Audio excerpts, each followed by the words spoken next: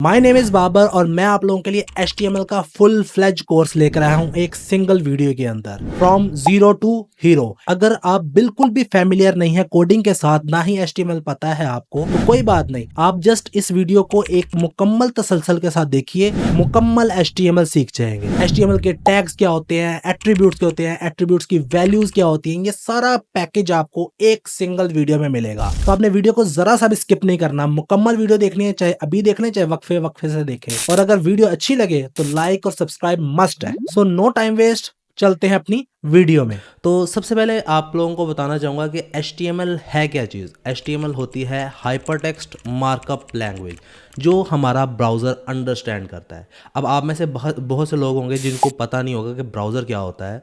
हम ज़्यादातर जिससे फेमिलियर हैं वो है Google Chrome, Mozilla Firefox, UC browser, Opera, Safari, इस तरीके से और भी बेशुमार हैं। हम कैसे वेबसाइट को क्रिएट करते हैं। बेसिकली वेबसाइट कोई चीज़ नहीं है। वेबसाइट हम कभी भी क्रिएट नहीं करते। हम क्या क्रिएट करते हैं, हम वेब पेजेस क्रिएट करते हैं। जैसे अगर आपको एक मैं मिसाल दूं, आपने एक सफ़ा लिखा, 2 सफ़े लिखे, 100 सफ़े लिखे, 1000 सफ़े लिखे, जब तक आप उनको आपस में जोड़ के बाइंड नहीं करेंगे तब तक वो बुक की शक्ल नहीं लेगी। इसी तरीके से जो हमारी वेबसाइट है वो बजाते खुद कोई चीज़ नहीं है। हम उसका एक सफ़ा लिखते हैं जिसको वेब पेज बोलते हैं, दूसरा सफ़ा लिखते हैं उसको वेब पेज बोलते हैं, इस तरह से 100 सफ़े लिखते हैं। 100 सफ़ों को जब हम आपस में कनेक्ट करते हैं तो हमारी एक वेबसाइट वजूद में आती है। गूगल की भी जो होम पेज है वो सिर्फ आपका फ्रंट पेज होता है। जैसे आपके बुक का एक फ्रंट पेज होता है, उसके बाद पूरी बुक स्टार्ट होती है, इसी तरीके से हर वेबसाइट का भी एक फ्रंट पेज होता है जिसको हम index.html का बाय डिफॉल्ट नेम देते हैं। ब्राउजर उसको अंडरस्टैंड करता है कि ये इस बुक का या इस वेबसाइट का ये मेन वेब पेज है। सो अगर हमने कोई मेन पेज बनाना होता है तो उसका नाम हम इंडेक्स लिखते हैं और .html आगे से लिख लेते हैं, जो कि उसकी एक्सटेंशन होती है। अब बात रही कि हम ये कोड लिखते कैसे हैं, तो बेसिक कोड जो लिख सकते हैं वो आप लोग अपने कंप्यूटर के अंदर, अगर आप विंडोज़ यूज़ कर रहे हैं तो नोटपैड में भी लिख सकते हैं, जो कि बहुत ही बेसिक कोड एडिटर है। आप वैसे उसको इस्तेमाल कर सकते हैं अगर आप कोड एडिटर इंस्टॉल नहीं भी करना चाहते। लेकिन अगर आप करना चाहते हो तो मैं आपको जो अच्छे वाले हैं, प्रोफेशनल है, वो उसका भी नाम मैं आपको बताया। जैसे कि मैं जो सबसे ज़्यादा यूज़ करता हूँ वो VS कोड एडिटर है, बाकी बहुत से और भी हैं, ब्रैकेट्स कोड एडिटर भी है, सबलाइम टेक्स्ट भी है, और इसके अलावा और बहुत सारे हैं। लेकिन जो इस वक्त सबसे ज़्यादा पॉपुलर है वो VS कोड एडिटर है। हम अपने कोर्स के अंदर भी VS कोड एडिटर को ही इस्तेमाल करेंगे। तो आप अपने गूगल क्रोम में किसी भी ब्राउज़र के अंदर जाके जस्ट आप उसके ऊपर सर्च कर सकते हैं VS कोड एडिटर। चूँकि मैंने इसको ऑलरेडी इंस्टॉल किया हुआ है तो मैं इसको दोबारा इंस्टॉल नहीं करूँगा। आप जिसको अब अगर आप मैकबुक इस्तेमाल करें तो मैकबुक के लिए इंस्टॉल कर लीजिएगा, अगर आप PC इंस्टॉल करें तो PC के लिए कीजिएगा। मेरी चूँकि मैकबुक है तो मैं उसके लिए इंस्टॉल करूँगा। मैंने ऑलरेडी इंस्टॉल किया हुआ है, मैं आपको दिखा भी देता हूँ। ये है हमारा VS कोड एडिटर, ये रहा VS कोड एडिटर, और मैंने इसको ओपन भी करके रखा है। मैं आपको ओपन करके दिखाता हूँ। इसका कुछ इंटरफेस इस तरीके से है। इसके अंदर हमें कुछ स्टार्टिंग पे एक प्लगइन इंस्टॉल करना पड़ेगा जो कि हमें लाइव प्रीव्यू की जो है ना फैसिलिटी प्रोवाइड करेगा। जैसे कि यहाँ पर है एक्सटेंशंस, मैं इसमें जाता हूँ और एक्सटेंशन में जाके यहाँ पे लाइव सर्वर को क्लिक करता हूँ। इसको आपने इंस्टॉल कर लेना है, मैंने इसको भी ऑलरेडी इंस्टॉल करके रखा हुआ है। तो आप इसको इंस्टॉल कर लीजिएगा। इन फ्यूचर जब इसका मैं आपको डेमोस्ट्रेशन करके दिखाऊंगा तब आपको पता चलेगा ये किस लिए हम इस्तेमाल करते हैं। तो इसको आपने जस्ट यहाँ पे इंस्टॉल का बटन उसको क्लिक कर लीजिएगा, आपका ये जो प्लगइन है वो इंस्टॉल हो जाएगा। मैं इसको फिलहाल क्लोज कर रहा हूँ। तो ये हमारा जो है बेसिक सा एक इंटरफेस है जिसके अंदर हमारी यहाँ पर फाइल्स होंगी सारी। जैसे कि अगर मैंने अपने डेस्कटॉप के ऊपर यहाँ पर राइट क्लिक करता हूँ, न्यू फोल्डर बनाता हूँ और इसका मैं नाम रख देता हूँ XYZ, ठीक है। और इसको मैं अपने ब्राउज़र में कोड एडिटर में ओपन करना चाहता हूँ तो मैं जस्ट कोड एडिटर में जाऊँगा, यहाँ पर जाकर फाइल ओपन करके तो यहाँ से मैं लिखूँगा ओपन फोल्डर। हमारी जो वेबसाइट है बेसिकली वो एक फ़ोल्डर कहलाती है। एक फ़ोल्डर के अंदर हमारे तमाम वेब पेजेस पड़े होते हैं। जैसे कि मैंने आपको पहले बताया कि वेब पेजेस मिलकर वेबसाइट बनाती है, तो एक फ़ोल्डर के अंदर हमारे 1000 वेब पेजेस हम डिज़ाइन करेंगे, और जो कि मेरा मेन पेज होगा उसको मैं index.html का नाम दे दूँगा। तो हमारी बुक जो है वो जनरेट हो जाएगी। जब हम इसको ब्राउज़र को प्रोवाइड करेंगे अपना फोल्डर, तो वो उसमें से ऑटोमेटिकली index.html को हमारा होम पेज बना लेगा बाय डिफ़ॉल्ट, ठीक है। तो मैं यहाँ पर जाके XYZ को क्लिक करूँगा और इसको ओपन कर लेता हूँ। तो ये देखिए उसने हमारा यहाँ पर ये फोल्डर ओपन कर दिया है, ये देखिएगा, ठीक है। अब यहाँ पे मैं क्या करूँगा, यहाँ पे राइट क्लिक करके इसमें एक फ़ाइल क्रिएट करूँगा। यहाँ पे न्यू फाइल की ऑप्शन है, इसको मैं क्लिक करूँगा और यहाँ पर जाके मैं लिख देता हूँ index.html, ओके। और जैसे मैं इसको क्लिक करूँगा तो ये हमारे लिए एक पेज जो है वो एम्प्टी इसने फाइल क्रिएट कर दिया है index.html की। ये हमारा होम पेज कहलाएगा। हम इसके अंदर जो भी एडिटिंग करेंगे तो वो हमारा होम पेज के अंदर एडिटिंग को कंसिडर करेगा। बेसिक स्ट्रक्चर मैं आपको बताने जा रहा हूँ कि HTML का बेसिक स्ट्रक्चर होता क्या है। सबसे पहले उसके लिए आपको पता होना चाहिए टैग्स क्या होते हैं। यहाँ पे आपको नजर आ रहा होगा टैग्स क्या होते हैं। टैग्स होते हैं ये करली ब्रेसेस को हम टैग बोलते हैं, इसके अंदर हम अपना कोड सारा लिखते हैं। तो हर एक चीज़ का एक टैग होता है और उसका क्लोजिंग टैग होता है। जैसे कि अब हमने HTML लिखना है तो HTML के लिए HTML का एक टैग कहलाएगा। अगर मैंने इस HTML टैग को ओपन किया तो इसको मुझे क्लोज भी करना पड़ेगा। क्लोजिंग के लिए भी मुझे HTML ही डालना पड़ेगा, लेकिन बीच में एक स्लैश का हम साइन डालेंगे तो ये कहलाएगा ओपनिंग टैग और ये हमारा क्लोजिंग टैग। अब इसके दरमियानी एरिया को हम कंटेनर बोलते हैं। इस HTML का ये कंटेनर है। अब इस HTML के अंदर हमने बिल्कुल टैग्स के अंदर रहते हुए ही काम करना है। अब जैसे कि अगर मैं इंसान के थ्रू से इसका एक रेफरेंस लूँ तो वो क्या होगा, जैसे कि ह्यूमन बॉडी है, ह्यूमन बॉडी का हम ओपनिंग एंड क्लोजिंग टैग लें, human open and human close. Same उस तरीके से HTML open and HTML close. मैं आपको जस्ट रेफरेंस के तौर पर आपको समझाने की कोशिश कर रहा हूँ। अब ह्यूमन बॉडी में सबसे पहले आता है हेड ओपन और हेड क्लोज। इसी तरीके से वेबसाइट के अंदर भी आएगा head open and head close. उसके बाद बॉडी ओपन और बॉडी क्लोज ये हमारे ह्यूमन के लिए आएगा। सेम हमारा जो कोड है वो HTML के लिए भी आएगा, तो उसके अंदर भी बॉडी ओपन और बॉडी क्लोज। अब जो हेड है वो हमारी वो कोड होता है, हेड के अंदर वो कोड लिखते हैं जो हमारे ब्राउज़र पर शो नहीं होता, जबकि बॉडी के अंदर वो कोड होता है जो हम लिखते हैं और वो हमारे ब्राउज़र के अंदर शो होता है, ये उसकी बॉडी के अंदर शो होता है। अब जैसे कि मैं आपको एक छोटी सी मिसाल देता हूँ, ये हमारा बेसिक सिंटेक्स है। अगर मैं इसको आपको सेव करके ये मैंने इसको लाइव सर्वर से ओपन कर दिया तो यहाँ पे हमारे पास कुछ भी शो नहीं हो रहा। उसकी वजह क्या है, यहाँ पे अगर मैं कोड एडिटर में जाऊँ तो यहाँ पर मैंने इस हेड में कुछ भी नहीं लिखा, ना ही बॉडी में कुछ लिखा, जस्ट बेसिक एक स्ट्रक्चर क्रिएट किया है। अगर मैं हेड में जाकर एक टाइटल लिखता हूँ और टाइटल के अंदर लिखता हूँ माई फर्स्ट वेबसाइट, ठीक है, इसको मैं सेव करता हूँ और लाइव सर्वर पर मैं इसको चेक करता हूँ तो ये देखिएगा यहाँ पर तो कुछ भी नज़र नहीं आया क्योंकि हेड के अंदर मैंने टेक्स्ट लिखा। तो यहाँ पर टॉप पे आपको नजर आ रहा होगा माई फर्स्ट वेबसाइट लिखा हुआ आ गया। चूंकि हेड के अंदर जो लिखा हुआ डाटा है वो हमारे ये मेन बॉडी में शो नहीं होता, तो इसलिए जो इसका हेड के अंदर टाइटल की मदद से हम इसकी यहाँ पर टाइटल चेंज करवा सकते हैं। अब इसी तरीके से अगर मैं कोड एडिटर में जाकर बॉडी के अंदर अगर मैं कुछ लिखता हूँ, लेट्स सपोज, अभी आपने इस चीज़ को कंसिडर नहीं करना कि ये मैं क्या लिख रहा हूँ H1 वगैरह, सिर्फ आपको समझाने की खातिर मैं ये कर रहा हूँ। और मैं यहाँ पे लिखता हूँ हेलो वर्ल्ड, ठीक है, ठीक है, और इसको मैं जस्ट सेव करता हूँ। सेव करने के बाद इसको मैं लाइव सर्वर पर चेक करता हूँ तो ये देखिएगा यहाँ पर हमारे पास हेलो वर्ल्ड लिखा आ गया। तो इसका मतलब क्या है कि जो हम हेड पे लिखेंगे वो वहाँ पे हमारे मेन बॉडी में विजिबल नहीं है, जबकि बॉडी वाला सारा स्ट्रक्चर हमारे यहाँ के ब्राउज़र की मेन बॉडी में विजिबल होगा। जो भी हम चेंजिंग करेंगे बॉडी के अंदर वो यहाँ पर हमारे पास विजिबल होगी। और उसको लिखने का तरीकाकार क्या है, यही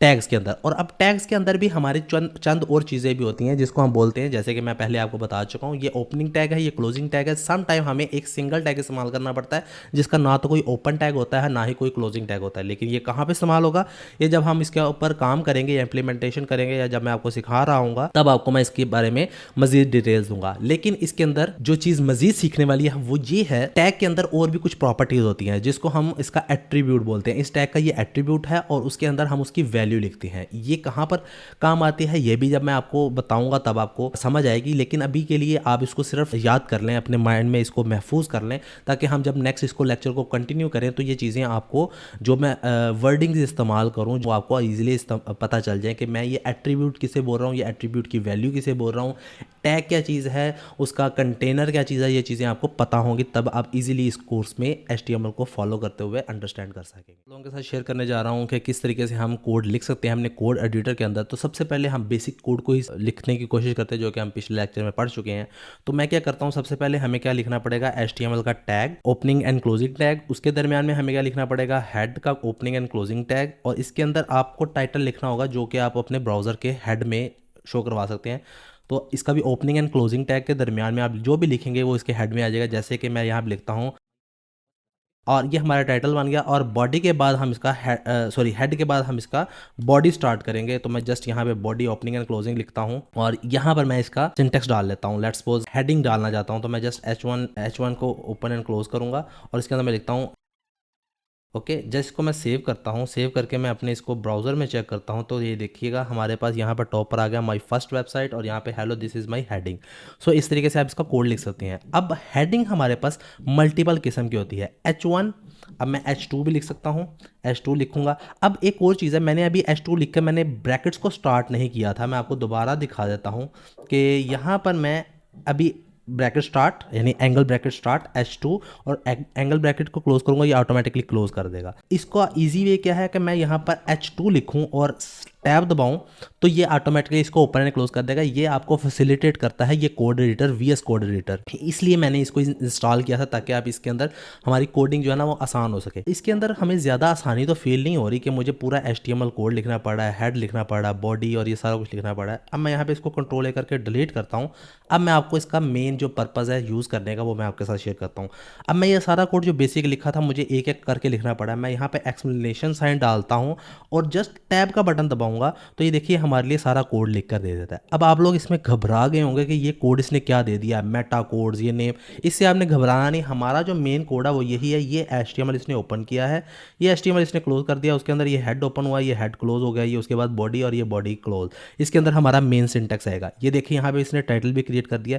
ये जो एक्स्ट्रा एक चीज़ है इसको आपने इग्नोर कर देना अभी के लिए। वैसे ये किस लिए होता है कि आप अपनी वेबसाइट को रिस्पॉन्सिव बनाना चाहें, उसके लिए ये कोड लिखना लाजमी होता है। अब रिस्पॉन्सिव क्या चीज़ होती है, जब आप कोई ब्राउज़र या कोई वेबसाइट खोलते हैं तो वो आपके मोबाइल में भी सही तरीके से शो होती है और आपके डेस्कटॉप कंप्यूटर पे भी सही शो होती है। इसका मतलब है कि आपने उसको दोनों डिवाइसेस के लिए जो है ना उसको रिस्पॉन्सिव बनाया। तो इससे आपने घबराना नहीं है, आपने जस्ट ये बेसिक स्ट्रक्चर ये तो लिखना ही लिखना है। तो उसके लिखने से बेहतर है कि आप एक्सप्लेनेशन साइन डालें, टैब का बटन दबाएं, वो आपके लिए सारा लिख देगा। बाकी आपने जो चेंजिंग करनी है वो यहाँ पे कर सकते हैं, न्यू वेबसाइट, ठीक है। तो जस्ट आप इसको सेव करके अपने ब्राउज़र में यहाँ पे चेक करेंगे तो यहाँ पे देखिएगा यहाँ पे न्यू वेबसाइट लिखी हुई आगे, बाकी सारा एरिया हमारा क्लियर है।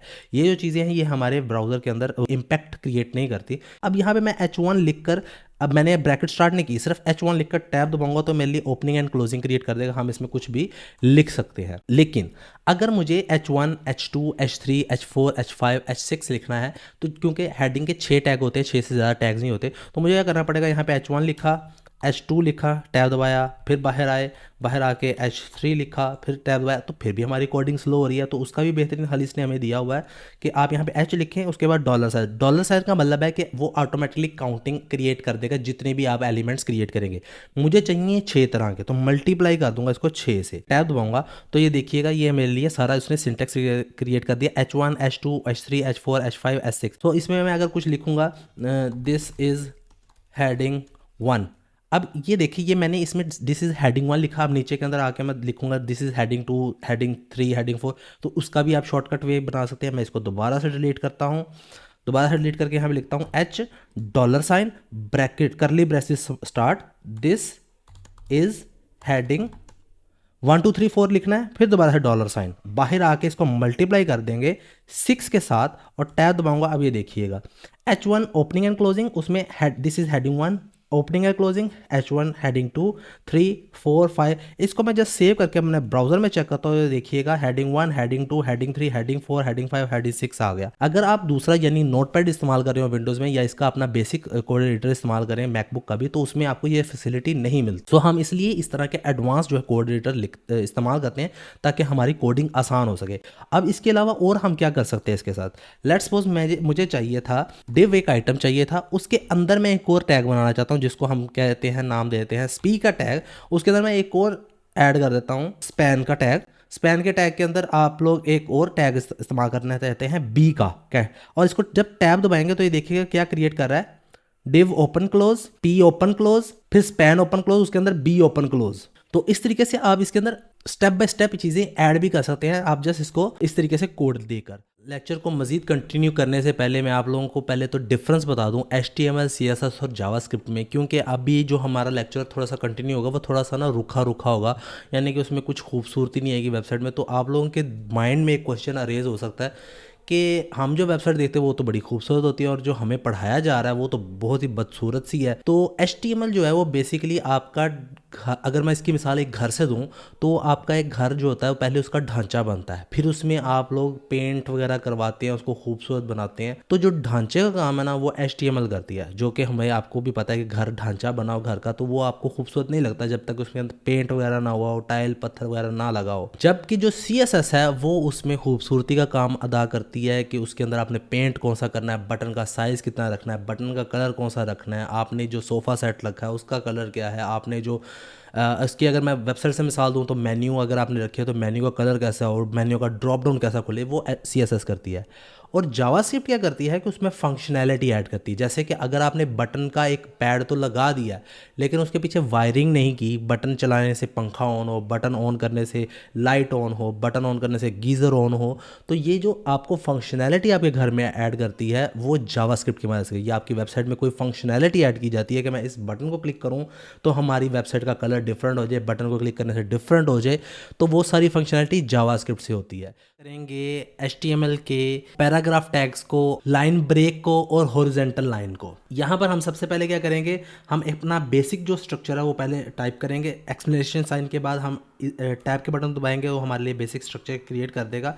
उसके बाद हम बॉडी के अंदर रहते हुए सारा काम करेंगे। तो बॉडी के अंदर हमें पैराग्राफ है, अगर आपको कहीं पर कोई टेक्स्ट लिखना चाहते हैं तो जैसे मैं यहाँ पर आकर, तो आप इसको सेव करके जैसे ही वहाँ पे चेक करेंगे तो यहाँ पर आपका ये टेक्स्ट आ गया, वो हिट पैराग्राफ। लेकिन यहाँ पे हमने कोई टैग नहीं लगाया। पहली बात तो कि ये कि HTML के अंदर हम कोई भी काम विदाउट टैग नहीं करेंगे। हालांकि टैग के बगैर डाटा तो उसने शो करवा दिया है हमारा, लेकिन ये एक गुड प्रैक्टिस नहीं है। हम कोडर हैं, हमारे लिए ये चीज़ अच्छी नहीं है। हमें क्या करना है, अगर आपने कोई टेक्स्ट लिखना है तो उसके लिए आपको क्या करना पड़ेगा, इसको मैं करता हूँ डिलीट। इसके लिए आप P का टैग लगाएंगे जिसके अंदर हम ये डाटा ऐड कर लिख सकते हैं। अब इसको सेव करते हैं, यहाँ पर आकर चेक करते हैं, तब भी हमारे पास रिजल्ट वही ही आया है। फ़र्क क्या है कि हमने HTML के अंदर कोई भी काम टैग्स के बगैर नहीं करना। अगर आपको पैराग्राफ चाहिए, लिखना चाहते हैं तो आपको P का टैग इस्तेमाल करना ही पड़ेगा। अब एक और चीज़ क्या है कि अगर मैं पैराग्राफ के अंदर यहाँ पर एंड लिखकर एंटर देता हूँ, 1-2 टाइम्स एंटर देता हूँ, और अगर मैं इसको सेव करता हूँ, यहाँ पर आके ब्राउज़र में चेक करता हूँ तो ये उसने उसी के आगे लिख दिया है। चूँकि इसके अंदर हमारी एक स्पेस को कोड एडिटर प्रिंट करवा सकता है, इसलिए वो एक स्पेस प्रिंट करवा सकता है। मल्टीपल स्पेसेस भी यहाँ पर आप अगर लिख कर जी लिखता हूँ मैं, सेव करने के बाद यहाँ पर चेक करते हैं तो ये देखिएगा उसने सिर्फ वंस जो स्पेस है वो प्रिंट करवाई है, इसके अलावा स्पेसेस प्रिंट नहीं करवाई। एक स्पेस को वो प्रिंट करवा सकता है लेकिन मल्टीपल स्पेसेस को प्रिंट भी नहीं करवा सकता, और उसके अलावा ना ही इसमें एंटर्स को वो प्रिंट करवाता है। एंटर के लिए हमें एक कोड देना पड़ता है BR का, सिंगल टैग है, जैसे कि मैंने आपको पहले बताया था। यहाँ पे आप BR लिखकर टैब दबा देंगे तब भी ये काम कर जाएगा। तो ये सिंगल टैब है, इसका क्लोजिंग टैग नहीं होता, सिंगल टैग है। इसको आप सेव करके यहाँ पर देखेंगे तो BR उसके अंदर एक ब्रेक दे देता है। BR स्टैंड्स फॉर ब्रेक, तो उसने वहाँ पर एक ब्रेक दे दी लाइन को। अगर आप मल्टीपल एंटर चाहते हैं, ब्रेक करना चाहते हैं, तो मल्टीपल टाइम्स आपको ब्रेक देना पड़ेगा। ठीक है, यहाँ पर आके आप इसको रिफ्रेश करेंगे तो ये देखिएगा एक और इसने यहाँ पर एक ब्रेक दे दी।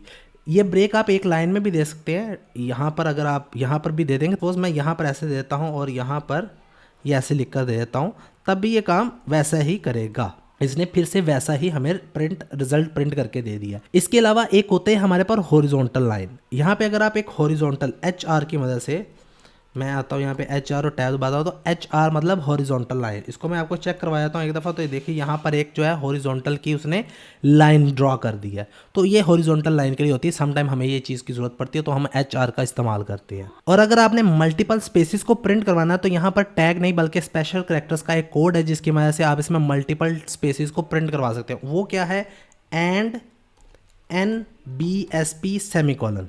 ये जो कोड है ये बेसिकली स्पेस को प्रिंट कराता है, इसका मतलब है नॉन ब्रेकिंग स्पेस। ठीक है, ये एब्रीविएशन है इसकी। अब इसको अगर आपने मल्टीपल टाइम्स करना है तो आप इसको जस्ट कॉपी करेंगे, कॉपी करके 1 2 3 4 5 6 7 स्पेसेस चाहिए तो 7 टाइम आपको उसको प्रिंट करना होगा। सेव करके जब आप 7 स्पेसेस दे दी, सो अगर आपने एक से ज़्यादा स्पेसेस चाहिए आपको तो आप इसमें NBSP का इस्तेमाल कर सकते हैं, एंड NBSP सेमीकोलन। आज के इस लेक्चर में हम थोड़ी सी फॉर्मेटिंग को सीखेंगे, कैसे हम इसमें थोड़ी सी फॉर्मेटिंग कर सकते हैं। टेक्स्ट फॉर्मेटिंग जो है उसमें सबसे पहले तो आपको बोल्ड, इटैलिक और अंडरलाइन के बारे में बताऊंगा। तो चलते हैं अपनी कंप्यूटर स्क्रीन में। सबसे पहले अगर आपने कोई टेक्स्ट लिखा है, लेट्स सपोज मैं इसमें एक P टैग की मदद से कुछ लिखता हूँ। ये एक डमी टेक्स्ट है हमारे पास। अब इसके ऊपर हम थोड़ा सा इम्प्लीमेंटेशन करेंगे।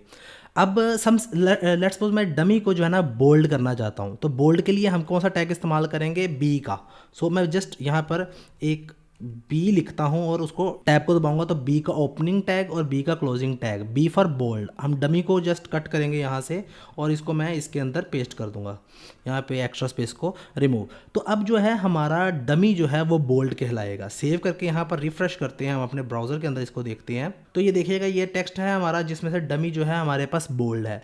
इसके बरक्स अगर आप डमी के अलावा स्ट्रॉन्ग का इस्तेमाल भी करते हैं, जैसे वांट को अगर आप बोल्ड करना चाहते हैं, मैं इसको पहले कट कर लेता हूँ और यहाँ पर मैं स्ट्रॉन्ग लिखकर इसको एक टैग बना के उसमें पेस्ट कर देता हूँ। अब इसको सेव करके जब मैं अपने ब्राउज़र में चेक करूँगा तो वांट भी हमारा बोल्ड में है। सो बोल्ड के लिए हम बी भी इस्तेमाल करते हैं और स्ट्रॉन्ग भी इस्तेमाल करते हैं। अगर आप टेक्स्ट को इटैलिक करना चाहते हैं तो इसको जस्ट मैं कट कर लेता हूँ और यहाँ पर कट के बाद इटैलिक के लिए आई का टैग क्रिएट करेंगे, इटैलिक, और यहाँ पर टेक्स्ट लिखेंगे। इसको सेव करके जब रिफ़्रेश करूँगा अपने ब्राउज़र को तो यहाँ पे देखिए कि टेक्स्ट जो है हमारा थोड़ा सा इटैलिक फॉर्मेट में है। इसके अलावा इटैलिक के लिए हम एम्फसाइज को भी इस्तेमाल करते हैं। मैं इसको कट कर लेता हूँ, कट करके EM लिख कर टैब दबाऊंगा तो EM का जो टैग है वो हमारा एम्फसाइज के लिए इस्तेमाल होता है, वो भी इटैलिक के लिए ही इस्तेमाल होता है। अगर आप यहाँ पर देखें तो समथिंग भी जो है हमारा इटैलिक में है। इसके अलावा अंडरलाइन इस्तेमाल होता है, जैसे कि हम अंडरलाइन करना चाहते हैं तो जस्ट को मैं अंडरलाइन करना चाहता हूँ, मैं इसको कट कर लेता हूँ और यू के टैग की मदद से इसके अंदर मैं जस्ट को पेस्ट कर लेता हूँ। सेव करके जब इसको रिफ्रेश करता हूँ तो ये देखिएगा जस्ट जो है हमारा अंडरलाइन पर आ गया। अगर आप तीनों चीज़ें एक लाइन को देना चाहते हैं, एक ही टेक्स्ट को देना चाहते हैं, तो आप क्या करेंगे, यहाँ पर मैं जस्ट एंटर दबाता हूँ और यहाँ पर एक और न्यू लाइन लिख लेता हूँ पी के अंदर ही, और पी के अंदर जो है ना मैं लॉरम लिखूंगा, लॉरम लिख कर टैब दबाऊंगा तो ये एक हमारे पास डमी टेक्स्ट क्रिएट कर देगा। अब मैं इसी टेक्स्ट को बोल्ड भी करना चाहता हूँ, इटैलिक भी करना चाहता हूँ, अंडरलाइन भी करना चाहता हूँ। मैं इसको कर लेता हूँ कट और यहाँ पर एक बी लिखता हूँ, बी के अंदर मैं कहता हूँ उसको कि इटैलिक करो आई, और उसके अंदर आप जो है यू भी कर दो। टैब दबाऊंगा तो तीनों टैब उसने क्रिएट कर दिया। अब इसके अंदर अगर मैं पेस्ट करूंगा तो ये तीनों चीज़ें जो है, तीनों फॉर्मेटिंग जो है हमारी इस टेक्स्ट के ऊपर अप्लाई हो जाएंगी। सेव करके इसको ब्राउज़र में चेक करते हैं तो देखिएगा ये हमारा जो टेक्स्ट था बोल्ड भी हो गया, इटैलिक भी हो गया, अंडरलाइन भी हो गया। तो ये तीनों चीज़ें आप इसके ऊपर इंप्लीमेंट करना चाहें तो आप तीनों एट अ टाइम भी करवा सकते हैं, वो चाहे वो बी से करें, चाहे वो आप स्ट्रॉन्ग से करें। आई के लिए आप आई लिखें या एम्फसाइज लिखें, ये आपके ऊपर है। इसके अलावा है हमारे पास सुपरस्क्रिप्ट और सबस्क्रिप्ट। सुपरस्क्रिप्ट और सबस्क्रिप्ट क्या है, उसके लिए मैं पहले पी का टैग बनाता हूँ और यहाँ पे लिखता हूँ, और अब यहाँ पर टू को जो है आपने इसकी बेस बनाना है तो आप इसके लिए करेंगे, यहाँ पर आप आकर सबस्क्रिप्ट के लिए SUB लिखेंगे, ठीक है, और यहाँ पर आप 2 लिख देंगे, सब का मतलब बेस बनाना, सबस्क्रिप्ट। सेव करके यहाँ पर देखते हैं तो ये हमें क्या इम्प्लीमेंटेशन करके देता है। यहाँ पे देखिएगा 2 जो है वो थोड़ा सा नीचे चला गया, यानी बेस के तौर पर काम करता है। सो सबस्क्रिप्ट की मदद से आप इसकी बेस बना सकते हैं। और अगर आपने पावर बनानी है किसी चीज़ की तो हम यहाँ पे क्या करेंगे, लेट्स सपोज आपने पी के टैग के अंदर ही मैंने लिखा है, लेट्स सपोज सिर्फ हमने ये लिखना है और इसकी पावर बनानी है, तो पावर के लिए आप क्या करेंगे, यहाँ पे सुपरस्क्रिप्ट लिखेंगे, SUP, ठीक है। सुपरस्क्रिप्ट के अंदर यहाँ पे 2 लिख देंगे और यहाँ पर इसके भी आप आके और यहाँ पे भी 2 लिखेंगे। सेव करके यहाँ पर चेक करते हैं तो देखिएगा A की 2 प्लस B की 2, A² प्लस B², ठीक है। तो इस तरीके से आप सुपरस्क्रिप्ट और सबस्क्रिप्ट का इस्तेमाल कर सकते हैं। इसके अलावा हमारा है pre defined text. Pre defined text क्या है, जैसे कि अगर आपको P के बारे में पता है तो मैं P के अंदर एक एंटर देता हूँ और यहाँ पर मैं कुछ लिखता हूँ, ठीक है, सेव करता हूँ इसको और यहाँ पर आकर रिफ्रेश करता हूँ तो ये देखिएगा कि जस्ट इसने एक ही लाइन में हमारा सारा प्रिंट करवा दिया। जैसे कि मैंने आपको पहले बताया पी के अंदर ना तो एंटर्स हमारे कोडिंग में, ना तो एंटर काम करते हैं, ना स्पेसेस मल्टीपल काम करती हैं, 1 स्पेस सिर्फ प्रिंट करता है हमारा। तो उसके लिए क्या करना पड़ेगा आपको, यहाँ पर मैं इसी को कॉपी करता हूँ, कॉपी करके नीचे आके मैं इसको जस्ट पेस्ट करता हूँ।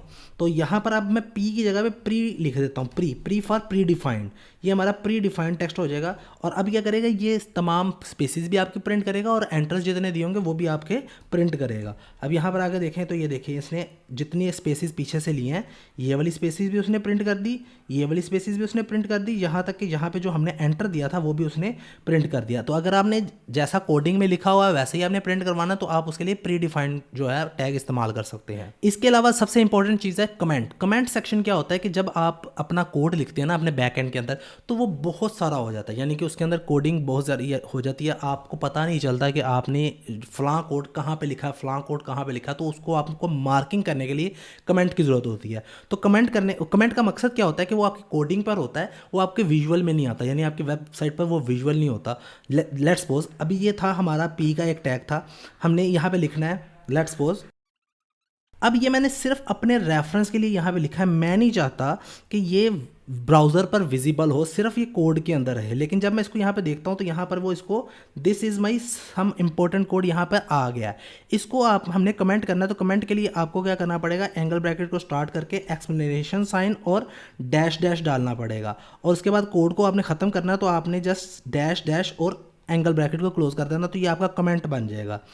तो ये आपका यहाँ पे विजिबल नहीं होगा, सिर्फ आपके कोड में आपको नज़र आएगा। इसका एक शॉर्टकट वे भी है, आप इस कोड को लिखने का तरीकाकार क्या है, आपने जस्ट इधर आके इस लाइन को आपने कमेंट करना, तो आपने लाइन के ऊपर आके कंट्रोल के साथ, अगर आप लैपटॉप सॉरी मैकबुक पे है तो कमांड के साथ आपने स्लैश को दबा देना है, अगर कंप्यूटर पे है तो आपने कंट्रोल के साथ दबाना है। तो ये कोड और सॉरी कमेंट और अनकमेंट आप इसको कर सकते हैं कंट्रोल और कमांड के साथ स्लैश को दबाकर। आज की इस वीडियो के अंदर हम लोग डिस्कस करेंगे कि हम लोग लिंक कैसे लगा सकते हैं HTML की मदद से। तो चलते हैं अपने कंप्यूटर स्क्रीन के अंदर।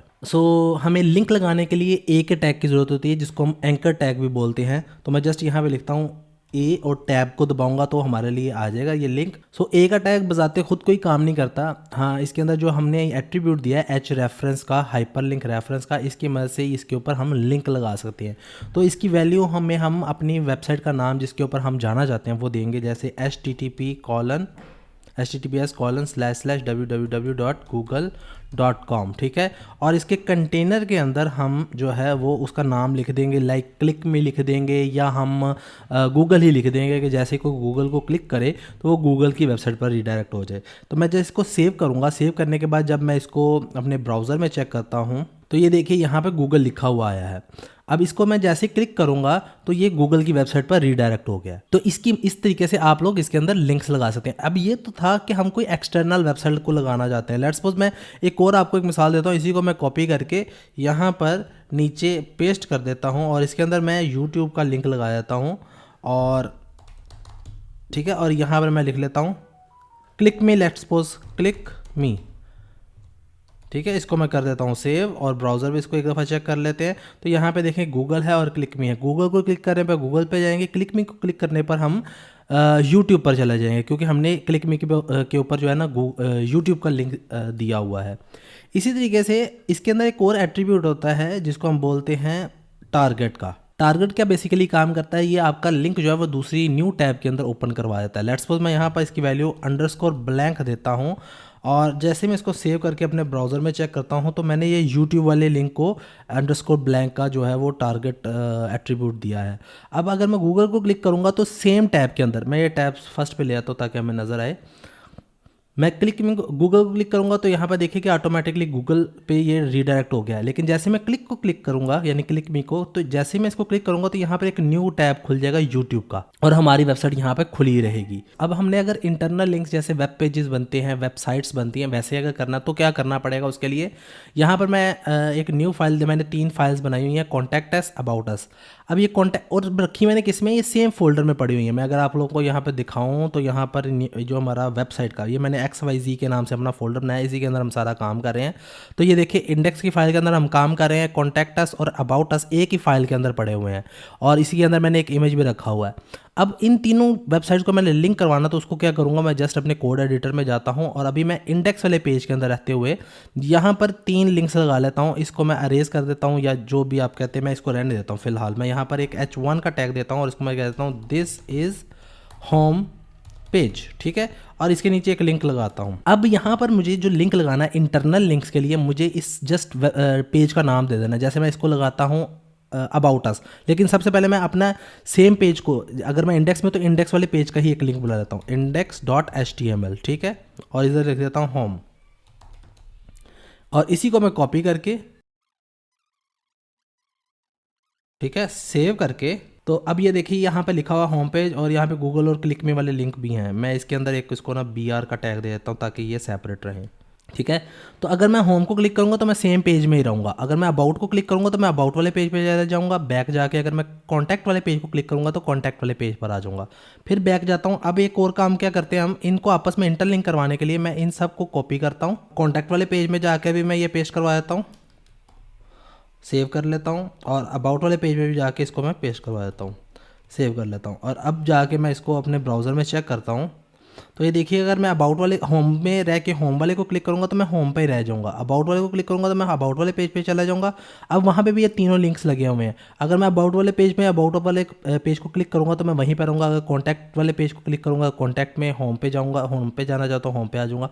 तो ये आपस में इस तरीके से हम वेबसाइट्स को लिंक कर सकते हैं, वेब पेजेस को लिंक करके अपनी एक वेबसाइट बनाते हैं। सीखेंगे वो है HTML की मदद से हम इमेज को लगाना सीखेंगे, इमेज या कोई पिक्चर उसको अपनी वेबसाइट के अंदर हम कैसे ऐड कर सकते हैं। ये हमारा लास्ट कोड लिखा हुआ था, इसी के अंदर रहते हुए हम इस लिंक्स के नीचे जो है अपने होम पेज के अंदर, ये अबाउट अस का पेज है, अपना होम पेज इंडेक्स पेज कहलाता है, उसके अंदर मैं इसके नीचे 2-3 BR दे देता हूँ। तो इमेज के लिए आपको कौन से टैग की ज़रूरत है? IMG की। अब ये एक ऐसा टैग है, इसका कोई क्लोजिंग टैग नहीं होता और ये सिर्फ़ आपके एट्रिब्यूट्स है उसकी बेस के ऊपर काम करता है। अब इसके अंदर फ़िलहाल 2 एट्रिब्यूट्स आए हैं जो जिसमें सोर्स जो है वो कंपल्सरी है, आल्ट कंपल्सरी नहीं है। इमेज जो है वो पहले से ही इस फ़ोल्डर में रखी हुई है, XYZ हमारा फ़ोल्डर है। यहाँ पर देखिएगा कि लोगो के नाम से मैंने एक ऑलरेडी इसमें पिक्चर रखी हुई है।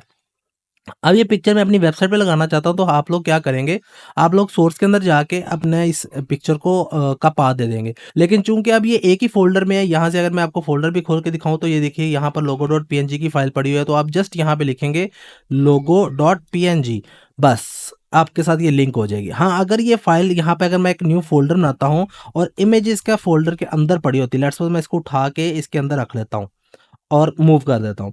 तो अब ये आपके फ़ोल्डर के अंदर एक मैंने फ़ोल्डर और बना दिया है इमेजेस का, और इमेजेस के अंदर ये फ़ाइल है। तो देखिए यहाँ पे भी अगर मैं आपको इसमें से दिखाऊँ, XYZ के अंदर से दिखाऊँ, तो ये देखिएगा अब इसके अंदर एक और फ़ोल्डर बन गया, फ़ोल्डर के अंदर वो इमेज पड़ी हुई है। सो इस तरीके से अगर आप लोगों ने इसको अब लिंक देना, तो आप क्या करोगे, यहाँ पे आप logo.png नहीं दोगे, बल्कि पहले आप उस फ़ोल्डर का नाम दोगे images/logo.png। अब ये उसको वहाँ से खुद ब खुद फेच कर लेगा। सेव करके जैसे ही मैं इसको अपने ब्राउज़र पे रन करता हूँ, तो ये देखिएगा ये इमेज हमारे पास यहाँ पर आ गया है। ठीक है? इसका मतलब हमारा इमेज यहाँ पर सक्सेसफुली लग गया है। लेकिन अगर पाथ कंप्लीट नहीं होगा तो यहाँ पर ये इमेज नहीं लगेगा। अब एक और चीज़ क्या है कि ये काम क्या करता है, जो हमारा ऑल टेक्स्ट है, यहाँ पे मैं लिख देता हूँ, सम टाइम इंटरनेट नहीं आ रहा होता तो आपकी जो है इमेज जो वो लोड नहीं होती, तो जब वो इमेज लोड नहीं होती तो उसकी जगह पर ये मैसेज शो हो जाता है जो भी यहाँ पर आपने लिखा होता है। मैं इसको सेव करके एक दफ़ा ब्राउज़र में दिखाता हूँ, अभी ये आपको नज़र नहीं आएगा।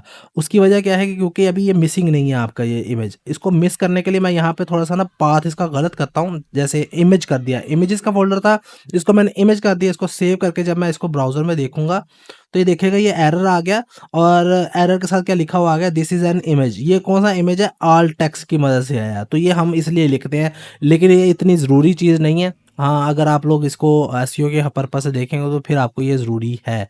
तो ये आपको देनी पड़ती है। एसईओ पर्पज़ के लिए हम ये देते हैं कि इमेज का कोई नाम हो तो वो हम इसमें देते हैं, ताकि गूगल या कोई भी सर्च इंजन इसको ईज़िली एक्सेस कर ले, समझ ले, अंडरस्टैंड कर ले इसको। तो इस तरीके से आप लोग इमेजेस लगा सकते हैं। अब इसके अंदर एक और एट्रीब्यूट है विड्थ और हाइट का। विड्थ अगर मैं कर देता हूँ 200 पिक्सल, सेव करके अगर मैं इसको ब्राउज़र पे, सॉरी यहाँ पे मुझे इसको पाथ एग्जैक्ट देना पड़ेगा। सेव करके यहाँ पे अगर मैं इसको अपने ब्राउज़र में चेक करता हूँ, तो ये देखिएगा इमेज छोटा हो गया, इसकी विड्थ 200 हो गई है। अब ये क्या है, उसी एस्पेक्ट रेशियो से इसने इसकी हाइट भी कम कर दी है। लेकिन अगर आप दोनों चीज़ें एक साथ दोगे और उसकी हाइट विड्थ अपनी मर्ज़ी से दोगे, हाइट भी दे देते हो और उसको आप कर देते हो 50 पिक्सल, तो क्या होगा, ये इसको डिस्टर्ब कर देगी, आपकी पिक्चर ख़राब हो जाएगी। जैसे कि मैं आपको दिखाता हूँ, ये देखो। ठीक है? सो आप कोशिश करें कि आप या तो हाइट दें या विड्थ दें। वो ऑटोमैटिकली अगर आप हाइट देंगे तो उसके रेशियो की मदद से सेम रेशियो के साथ उसकी विड्थ एडजस्ट कर लेगा। लेकिन अगर आप दोनों उसको साइज़ेज़ दे देंगे, वो आपकी बात तो मान लेगा लेकिन इमेज ख़राब हो जाएगा। आज के इस वीडियो लेक्चर के अंदर मैं आप लोगों को दोनों चीज़ों को कंबाइन करके काम करना सिखाऊँगा कि अगर आपने इमेज लगाना है और उसके ऊपर आपने लिंक लगाना है, तो वो आप लोग कैसे कर सकते हैं। तो चलते हैं अपनी कंप्यूटर स्क्रीन पर। तो ये हमारा इंडेक्स का पेज ऑलरेडी ओपन है और इसके अंदर रहते हुए हमने काम करना है। तो अब यहाँ पर मैं इस इमेज, जो हमने ऑलरेडी इमेज लगाया हुआ था, उसी के ऊपर अगर आप कहते हैं काम कर लेते हैं। अगर मैं इसको आपको यहाँ पे दिखाऊँ अपना हमारे ब्राउज़र के अंदर, तो ये एक इमेज लगा हुआ है। मैं यहाँ पर इसके ऊपर एक लिंक लगाना चाहता हूँ जो कि मुझे एक अदर वेबसाइट पर लेकर जाए। तो मैं क्या करूँगा कि इसके स्टार्टिंग पर एक एंकर टैग ओपन करूँगा और इसका लिंक जो है मैं टिकटॉक, मैं ये चाहता हूँ कि कोई भी इसको क्लिक करे, रीडायरेक्ट हो जाए टिकटॉक के ऊपर। मैं इसको यहाँ से कट करता हूँ इस लाइन को, और इसके अंदर आकर मैं इसको पेस्ट करता हूँ इसके एंकर टैग के कंटेनर में। तो जैसे मैं इसको सेव करता हूँ अपने ब्राउज़र में आके इसको चेक करूँगा, तो अब इसके ऊपर देखिए कि जैसे मैं माउस लेकर आता हूँ तो इसके ऊपर कर्सर का निशान चेंज हो रहा है। यानी कि इसके ऊपर हमने ये क्लिकेबल बन गया, अब इसके ऊपर लिंक लग चुका है। अब मैं इसको जैसे क्लिक करूँगा तो ये मुझे टिकटॉक की वेबसाइट पर ले जाएगा। तो ये देखिए इसने टिकटॉक की वेबसाइट पे हमें रीडायरेक्ट कर दिया। थोड़ा-सा नेट स्लो हुआ है। तो और एक और चीज़ क्या है कि उसने हमारी वेबसाइट के ऊपर ही हमारी टिकटॉक भी ओपन कर दिया। वो ऐसा क्यों है? क्योंकि हमने इसमें एक एट्रीब्यूट टारगेट का नहीं दिया। अगर इसको भी आप टारगेट का एट्रीब्यूट देना चाहते हैं, तो मैं बैक पे जाता हूँ और दोबारा अपने कोड एडिटर में जाता हूँ और यहाँ पर जाकर मैं इसको एक एट्रीब्यूट दे दूँगा। इसी ए के जो एंकर टैग है, इसके अंदर एट्रीब्यूट दूँगा मैं कौन-सा? टारगेट का। और इसको टारगेट अंडरस्कोर ब्लैंक कर दूंगा। सेव करके जब मैं इसको अब दोबारा से अपने ब्राउजर में जाकर रन करूंगा, क्लिक करूंगा, आई मीन जैसे मैं इसको क्लिक करूंगा तो अब ये देखिए न्यू टैब के अंदर इसने मुझे टिकटॉक ओपन करके दे दिया है। आपको बताऊंगा कि आप लोग किस तरीके से फेविकॉन लगा सकते हैं अपनी वेबसाइट के अंदर, लेकिन फेविकॉन होता क्या बेसिकली वो आपको दिखाता हूँ। तो चलते हैं अपने कंप्यूटर स्क्रीन पे। सबसे पहले अगर मैंने अपना ब्राउज़र खोला तो यहाँ पर देखें हमारा जो फेविकॉन, इसको हम फेविकॉन बोलते हैं, ये बाय डिफ़ॉल्ट हमारे ब्राउज़र ने लगाया, हमने खुद नहीं लगाया हुआ है। जैसे यूट्यूब ने अपनी मर्ज़ी से लगाया हुआ, अपना ही लोगो लगाया हुआ है, टिकटॉक ने अपना लोगो लगाया, फेसबुक ने अपना लोगो, चैटजीपीटी ने अपना और ये अदर वेबसाइट ने अपना। तो इसी तरीके से अगर हमने अपना लोगो लगाना है तो वो कैसे लगा सकते हैं? फेविकॉन लगाने का तरीकाकार क्या है कि यहाँ पर आपको एक लिंक का एट्रीब्यूट डालना पड़ेगा हेड टैग के अंदर। सॉरी, एट्रीब्यूट नहीं, लिंक का ही टैग है।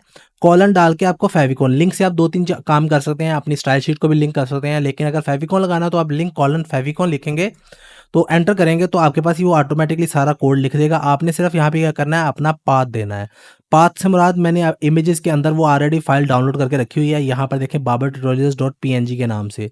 तो यहाँ पे मैं जब इसका पाथ दूंगा कि इमेजेस के अंदर जाकर आपने बाबर ट्यूटोरियल्स वाले लोगों को कैप्चर कर लेना है। इमेजेस में जाकर बाबर ट्यूटोरियल्स वाला, इसको सेव करते हैं, अपने ब्राउजर में आकर चेक करते हैं तो यहाँ पर हमारा यहाँ पर फेविकॉन ऑटोमेटिकली चेंज हो गया। तो इस तरीके से आप लोग अपनी वेबसाइट के अंदर फेविकॉन्स लगा सकते हैं जो भी आपको चाहिए। ये हमारा इंडेक्स वाला पेज ओपन है, इसके अंदर मैं इसी के अंदर रहते हुए मैं काम करूंगा। इसी के नीचे आपको BR का टैग 2 दफ़ा दे देता हूँ ताकि ब्रेक्स मिल जाएं। और इसके नीचे हमने टेबल स्टार्ट करना है, तो जैसे कि टेबल से ज़ाहिर है तो हम टेबल का ही टैग क्रिएट करेंगे। तो जस्ट आप टेबल लिखकर इसको टैब दबाएंगे तो आपके लिए टेबल का वो एक टैग क्रिएट कर देगा। इसके अंदर सबसे पहले टेबल्स बनता है रोज़ और कॉलम्स की मदद से।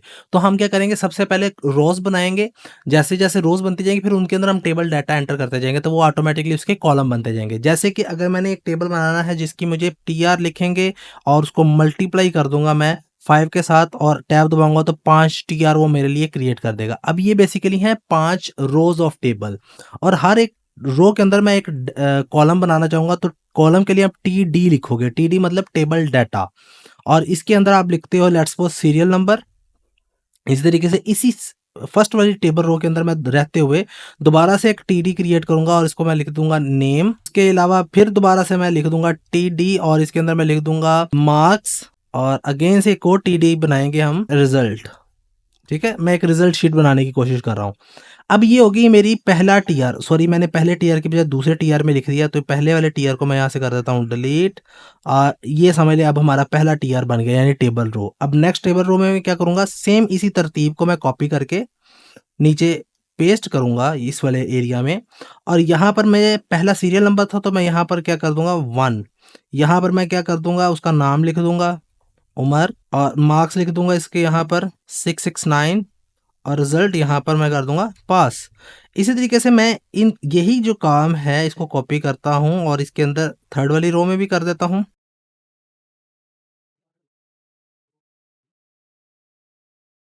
ठीक है, इसको अब मैं सेव करता हूँ और ब्राउजर में एक दफ़ा चेक कर लेते हैं। तो ये देखिएगा हमारा टेबल उसने यहाँ पे क्रिएट कर दिया। अभी टेबल के अंदर बॉर्डर्स नहीं है तो इसलिए हमें वो टेबल की शक्ल नहीं एग्जैक्टली नज़र आ रही, लेकिन यहाँ पर देखें तो नेम के नीचे सारे नेम्स आ गए, मार्क्स के नीचे सारे मार्क्स आ गए, रिजल्ट के नीचे सारे रिजल्ट आ गए। तो इस तरीके से आप लोग इसमें टेबल क्रिएट कर सकते हैं। अब टेबल के अंदर यहाँ पर ये जो एरिया है इसको हम हेडिंग बोलते हैं। इसकी हमें एक रो बनानी है जो कि हेडर के तौर पर काम करे। तो मैं ये करूँगा, कोड के अंदर जाके जो पहला TR था उसमें TD की बजाय मैं TH लिख दूंगा। TH for table heading, TD for table data. So इसको मैंने ओपन किया है हेडिंग से, तो इसको क्लोज भी हेडिंग से ही करना पड़ेगा मुझे। इसको कर लेते हैं सेव और दोबारा से ब्राउजर में आके देखते हैं हम, और ये देखिए कि पहले वाली रो उसने बोल्ड कर दी। इस तरीके से आप इसमें लिख सकते हैं हेडिंग भी। हम सीखेंगे unordered and order list in HTML। इस टाइम मैं हूं अपने कोड एडिटर के अंदर, और जो हमने पीछे लेक्चर किया उसी के नीचे आकर मैं एक HR का एक टैग देता हूं जो कि है हॉरिजॉन्टल लाइन का। इसके नीचे रहते हुए हम अब अपना काम करेंगे, ऑर्डर लिस्ट और अनऑर्डर लिस्ट को देखेंगे। ऑर्डर लिस्ट और अनऑर्डर लिस्ट होती क्या है बेसिकली, सबसे पहले आपको मैं बना कर दिखाता हूँ, फिर उसको आपको विजुअल में भी दिखाता हूँ कि वो कैसी होगी। तो अनऑर्डर्ड के लिए जैसे कि हमें नाम से पता है, अनऑर्डर्ड के लिए UL आएगी, अनऑर्डर्ड लिस्ट, और हम टैब दबाएंगे तो हमारे पास अनऑर्डर्ड लिस्ट बन जाएगी, का टैग क्रिएट हो जाएगा। इसके अंदर लिस्ट आइटम डालेंगे, L for list, I for item, और इसके अंदर हम इसमें ऐड करेंगे आइटम 1 जो भी आप लिखना चाहते हैं। ठीक है, इसी तरीके से आइटम 2, आइटम 3, लेट्स सपोज इसको सेव करके मैं आपको एक दफ़ा ब्राउज़र में इसकी झलक दिखा देता हूँ कि कैसी नज़र आ रही है। तो ये देखिए, ये हमारे पास हॉरिजॉन्टल लाइन आ गई, इसके नीचे आइटम 1, आइटम 2 और आइटम 3 आ गई। ये तरीकाकार है कि हाँ, आप लोग लिस्ट बना सकते हैं, इसके साथ बुलेट पॉइंट्स आ जाते हैं। दोबारा से अपने कोड एडिटर में जाता हूँ और इसी को मैं थोड़े दूसरे तरीके से लिखता हूँ। मैं आपको दोनों तरीकों से इसलिए बता देता हूँ कि आपको अगर नहीं पता चलेगा वो दूसरे वे से लिखना है तो आपको ये तरीका तो पता हो कैसे लिखते हैं। मुझे चाहिए यूएल के अंदर 5 लिस्ट आइटम्स, तो इन मल्टीप्लाई कर दूंगा उसको 5 से, ठीक है, और टैब दबाऊंगा तो ये देखिए 5 लिस्ट आइटम बन गई, लिस्ट आइटम बन गई। कंट्रोल जी करता हूँ, अंडू करता हूँ और इधर आके मैं करली ब्रेसेस के अंदर इसका लिख देता हूँ आइटम 1 2 3 4 डालना तो मैं डॉलर साइन डाल दूंगा और बाहर आके मल्टीप्लाई बाय 10 भी अगर कर देता हूँ और टैब दबाऊंगा तो ये देखिएगा मेरे लिए उसने आइटम 1, आइटम 2, 3, 4, 5, 6, 7, 8, 9, 10 लिख दी। सेव करके इसको मैं ब्राउजर में अगर जाके चेक करता हूँ तो ये देखिए इसने 10 लिस्ट आइटम मेरे लिए क्रिएट कर दिए हैं। इसी तरीके से अगर आपने लिस्ट आइटम के अंदर सब आइटम्स क्रिएट करनी है, लेट्स सपोज मैं एक और यूएल बनाता हूँ। यूएल के अंदर मुझे चाहिए लिस्ट आइटम जिसके अंदर सब आइटम 1 2 3 चाहिए और मल्टीप्लाई कर देता हूँ इसको 3 के साथ, ठीक है। तो इसने मुझे एक छोटी सी लिस्ट आइटम बना दी। मैं ये चाहता हूँ कि ये लिस्ट आइटम 5 की सब लिस्ट बने, तो मैं इसको जस्ट कट करता हूँ और 5 के अंदर जो 5 है इसको बाद मैं एंटर दूंगा और यहाँ पर आकर मैं यूएल को दोबारा से पेस्ट कर दूंगा, ठीक है। तो इसका मतलब कि लिस्ट आइटम के अंदर मैंने दोबारा से यूएल को पेस्ट कर दिया, यानी कि एक छोटी सी सब मेन्यू बनाकर तो उसके अंदर पेस्ट कर दिए 5 नंबर के अंदर। तो सेव करके मैं अगर आपको ब्राउजर में दिखाता हूँ तो इस तरीके से आप इसको सब मेन्यू में भी क्रिएट कर सकते हैं। 1 2 3 4 5 की सब मेन्यू आ गई, सब आइटम 1, सब आइटम 2, सब आइटम 3। इसी तरीके से अगर इसको आपने फिर से दोबारा से पेस्ट करना है, सब आइटम की भी सब आइटम बनानी है, तो आप क्या करोगे, इसी को आप कॉपी कर लोगे और लेट्स सपोज इस साइड सब आइटम की सब आइटम बनानी है 2 के अंदर दोबारा से पेस्ट करनी है, तो आप 2 के अंदर जाकर इसको दोबारा से पेस्ट कर दोगे, सेव करोगे, यहाँ पर आके अपने ब्राउजर में इसको चेक करोगे तो ये सब आइटम के भी सब आइटम बन जाएंगे। तो इधर से बुलेट पॉइंट, फिर सर्कल्स आ गए, फिर स्क्वायर्स आ गए, तो ऑटोमेटिकली इसको चेंज करता चला जाएगा। अब ये तो थी ऑर्डर लिस्ट। अब अनऑर्डर्ड क्या होती है? अनऑर्डर्ड के लिए क्या करेंगे, सारा काम वैसा ही है, बिल्कुल भी इसमें कोई चेंजिंग नहीं है। जहाँ पे आपने यूएल लिखा है वहाँ पे आप क्या कर दोगे, ओएल। अगर आपने ओएल लिखा है ओपनिंग में तो क्लोजिंग में भी आपको ओएल करना पड़ेगा। अब देखें कि मैंने बाहर एक, ये ओएल मतलब ऑर्डर लिस्ट, बाहर ओएल है, अंदर मैंने अनऑर्डर्ड 2 लिस्ट बनाई है। सेव करके इसको एक दफा चेक करते हैं अपने ब्राउजर के अंदर, तो देखिए बाहर ऑर्डर लिस्ट का मतलब जिसका हमें ऑर्डर पता हो 1 2 3 4 5 6, और अब सब मेन्यू में क्या आ रहा है, सब लिस्ट के अंदर क्या आ रहा है, वही हमारा यूएल आ रहा है, अनऑर्डर लिस्ट। अगर आप उसको भी जाके ऑर्डर्ड कर देंगे तो आपको कैसा रिजल्ट मिलेगा। अगर मैं इसको भी यूएल की जगह पर ओएल कर देता हूं और ओपनिंग में ओएल है तो क्लोजिंग में भी आपका ओएल ही आना चाहिए।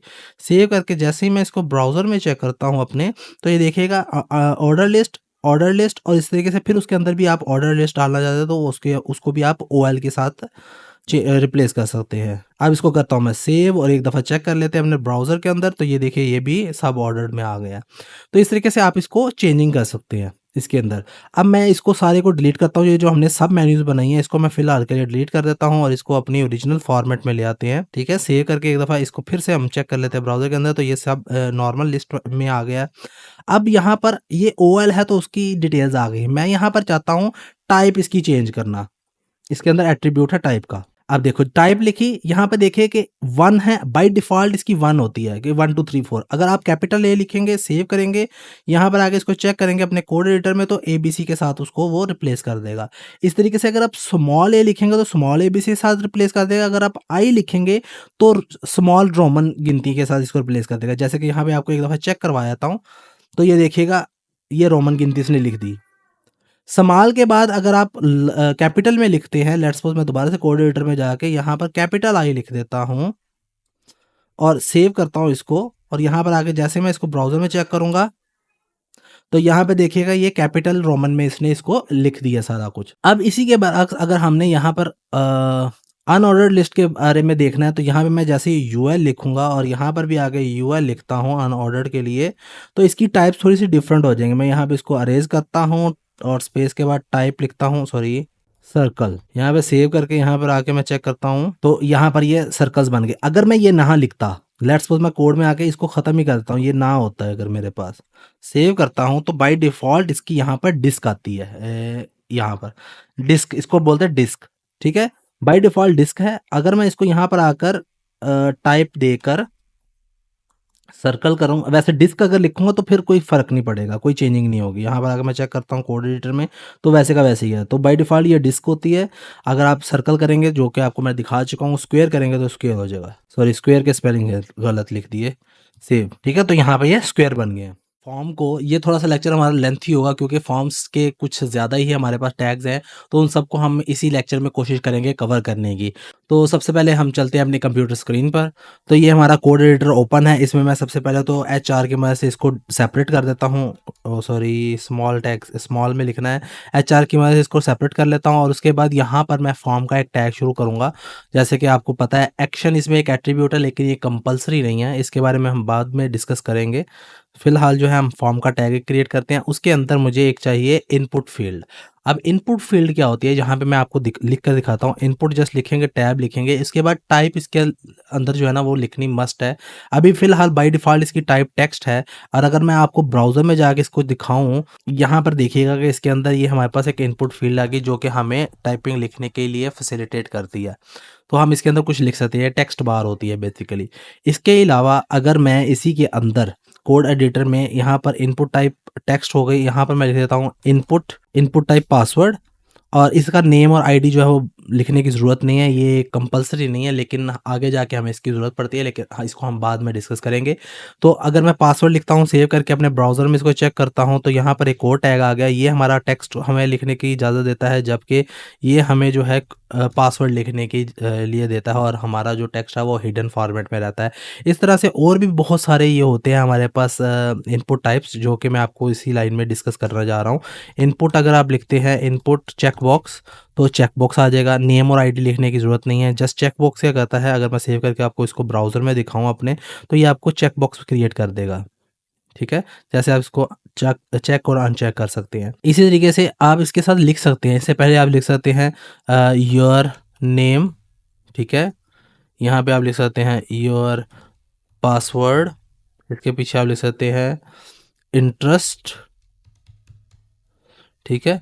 तो आप इसको सेव करके एक दफ़ा अगर ब्राउज़र में देखेंगे, तो ये देखिए your name, your password, interest, और अगर आप इसके साथ बीआर भी दे देंगे तो ये नीचे आता चला जाएगा। बीआर दे के इसको टैग क्रिएट कर लेते हैं। इस तरह से लाइन ब्रेक यहाँ पे कर देते हैं, यहाँ पे लाइन ब्रेक कर लेते हैं, सेव करते हैं, ब्राउज़र में आके चेक करते हैं, तो यहाँ पर देखिएगा ये ऊपर नीचे एक दूसरे के स्ट्रेक हो गए हैं।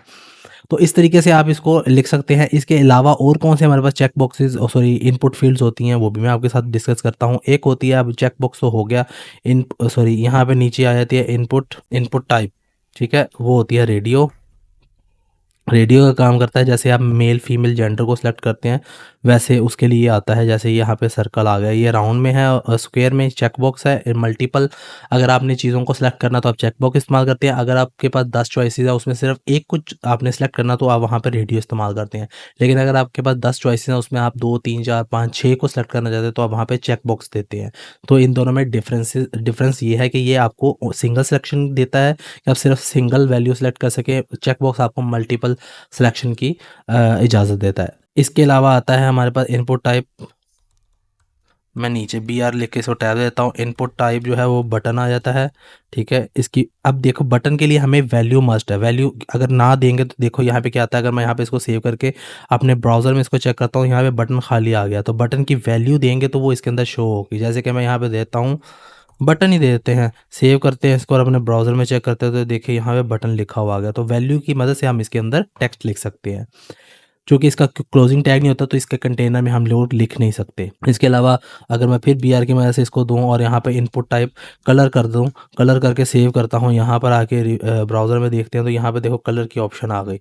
मैं अभी ये जो है ऊपर वाला जो एरिया है, इसको डिलीट करने के बजाय मैं एक न्यू फाइल क्रिएट कर लेता हूँ, उसी के ऊपर काम कर लेते हैं। जैसे कि हमारे पास एक ऑलरेडी अबाउट अस का पेज है, ये सारा काम जो है हम अबाउट अस के पेज में करते हैं। तो मैं ये फॉर्म वाले एरिया को यहाँ से कट कर लेता हूँ और ये अबाउट अस में ले जाता हूँ, और अबाउट अस में जाके यहाँ पर HR देने के बाद नीचे आके पेस्ट कर देते हैं, ठीक है? अब इसको सेव करते हैं और ब्राउज़र में जाके ये हम इसको एक दफ़ा रिफ्रेश करते हैं, तो नीचे से डाटा ख़त्म हो गया। तो हम किस में अबाउट अस के पेज में चले जाते हैं, तो ये हमारा सारा काम वहाँ पर आ गया है। अब हम अबाउट अस के अंदर काम करेंगे। ये आपको सिलेक्शन देता है कलर की, जो है कलर सिलेक्शन के लिए आप इनपुट टाइप कलर लिख सकते हैं। इसके अलावा आप इनपुट टाइप, यहाँ पे मैं BR देता हूँ, इनपुट टाइप डेट आ गई, डेट लिखकर सेव करके यहाँ पे ब्राउज़र में चेक करते हैं तो यहाँ पे आपको डेट कैलेंडर की ऑप्शन आ जाएगी। इसके अलावा अगर आप फाइल करना चाहते हैं, इनपुट टाइप फाइल एंटर करके सेव करेंगे, यहाँ पर आके भी आपको ये फाइल की ऑप्शन देगा कि आप फाइल सेलेक्ट कर सकते हैं अपने कंप्यूटर से, कोई भी फाइल आपने अपलोड करनी है तो यहाँ पे मैं चूँकि BR नहीं दे सका तो इसको BR दे देंगे ताकि ये नीचे लाइन ब्रेक हो जाए। और अब यहाँ पर एक और आके हम ऐड करते हैं इनपुट टाइप नंबर, ठीक है, नंबर। बहुत सारे इनपुट फील्ड हैं जो ज़्यादा इस्तेमाल होने वाली वो मैं आपके साथ शेयर कर रहा हूँ, ठीक है। ब्राउज़र में आते हैं तो यहाँ पर अब जो है आप टेक्स्ट नहीं लिख सकते, आप सिर्फ यहाँ पे नंबर से लिख सकते हैं और इधर से इंक्रीमेंट और डिक्रीमेंट भी कर सकते हैं, ठीक है। तो ये नंबर वाली फील्ड आ गई। इसके बाद आती है रेंज, इनपुट टाइप रेंज, ठीक है। सेव करते हैं इसको भी, आके यहाँ पर रिफ्रेश करते हैं अपने ब्राउज़र के अंदर तो यहाँ पर देखिए ये रेंज आ गई। ये भी आप सेलेक्ट कर सकते हैं, ठीक है। इस तरीके से भी आपने बड़ी वेबसाइट्स पे देखा होगा, यहाँ पे आप इसको अरेंज करके तो इसके अंदर सिलेक्शन कोई कर सकते हैं। फ़िल्टर्स के अंदर ज़्यादातर ये इस्तेमाल की जाती है। ये काफ़ी सारी, जो इसके अलावा भी बहुत सारी होती है लेकिन ये ज़्यादातर इस्तेमाल होने वाली हमारे पास इनपुट टाइप्स हैं। अब ये अकेली तो खुद काम नहीं करती, इसके साथ इनके एट्रीब्यूट्स भी होते हैं कुछ, जो कि मैं आपके साथ डिस्कस करूँगा। लेट्स सपोज मैं एक एट्रीब्यूट है रीड ओनली, कोड एडिटर में जाता हूँ, यहाँ पर आगे मैं लिख देता हूँ इनपुट फील्ड जो है फर्स्ट वाली, उसको मैं आगे कह देता हूँ कि इसको read only, just read only. इसके अंदर आपने कोई इसकी वैल्यू नहीं देनी, जस्ट एट्रीब्यूट देना है। सेव करके जैसे ही आप इसको ब्राउज़र में चेक करेंगे तो आप इसमें आप कुछ लिख नहीं सकते। मैं अब टाइपिंग करने की कोशिश कर रहा हूँ लेकिन इसमें लिख नहीं पा रहा हूँ, सिर्फ हमने उसको ऑप्शन दे दिया रीड ओनली, तो हम सिर्फ इसको रीड कर सकते हैं, इसमें राइट नहीं कर सकते। हाँ, अगर आप रीड की जगह पर इसको डिसेबल कर देते हैं, लेट्स सपोज यहाँ पर आते हैं और यहाँ पर रीड ओनली की जगह पर डिसेबल कर देते हैं, डिसेबल कर देते हैं और सेव करके यहाँ पे ब्राउज़र में इसको एक दफ़ा चेक करते हैं तो अब ना तो आप इसमें लिख सकते हैं कुछ, रीड भी नहीं कर सकते, यानी कि इसने टोटली इसको डिसेबल कर दिया आपकी इस फील्ड को। तो ये डिसेबल करने के लिए होती है। हाँ, अगर आप एक और, मैं इनपुट फील्ड आपको बताना भूल गया हूँ, यहाँ पर एक होती है field input type submit, input type submit, ठीक है, सबमिट। और इसको मैं वैल्यू कर देता हूँ साइन अप का, ठीक है। सेव करके दफ़ा ब्राउज़र में आपको दिखा देता हूँ, यहाँ पर एक बटन आ गया। इसका मतलब क्या है, जैसे आप इसको क्लिक करोगे ना तो आपका जो फॉर्म है वो सबमिट हो गया। यहाँ पे देखिए, यहाँ पे क्वेश्चन मार्क आ गया, इसका मतलब कि आपका फॉर्म सबमिट हो गया। अगर इसको मज़ीद चेक करना है तो जैसे कि आपको एक्शन फॉर्म का मैंने बताया था, एक्शन का होता है इसके अंदर, फॉर्म के अंदर एक्शन। इसका मतलब कि जैसे ही कोई फॉर्म को सबमिट करे तो आप इसको कहाँ पर रीडायरेक्ट करना चाहते हैं। तो मैं चाहता हूँ कि कॉन्टैक्ट अस वाले पेज पर रीडायरेक्ट हो, contactus.html। अब इससे क्या होगा कि जैसे ही फॉर्म सबमिट होगा तो हमें ये रीडायरेक्ट कर देगा कॉन्टैक्ट अस वाले पेज पर। अब मैं इसको रिफ्रेश करता हूँ, जैसे मैं साइन अप क्लिक करूँगा तो ये देखिए हमें कॉन्टैक्ट अस वाले पेज पे ले गया। इसका मतलब कि फॉर्म सबमिट हो गया है, लेकिन अभी तो हमने कोई डाटा इसमें एंटर किया ही नहीं था, तो ये फॉर्म सबमिट होना नहीं चाहिए। तो हम उसमें रिस्ट्रिक्शंस भी लगा सकते हैं, उसके अंदर भी आपको एक एट्रीब्यूट ऐड करना पड़ता है उसको। अगर मैं कोड एडिटर में जाऊँ तो यहाँ पर अगर हमने जहाँ पे डिसेबल लिखा है, यहाँ पे डिसेबल की जगह मैं रख देता हूँ रिक्वायर्ड,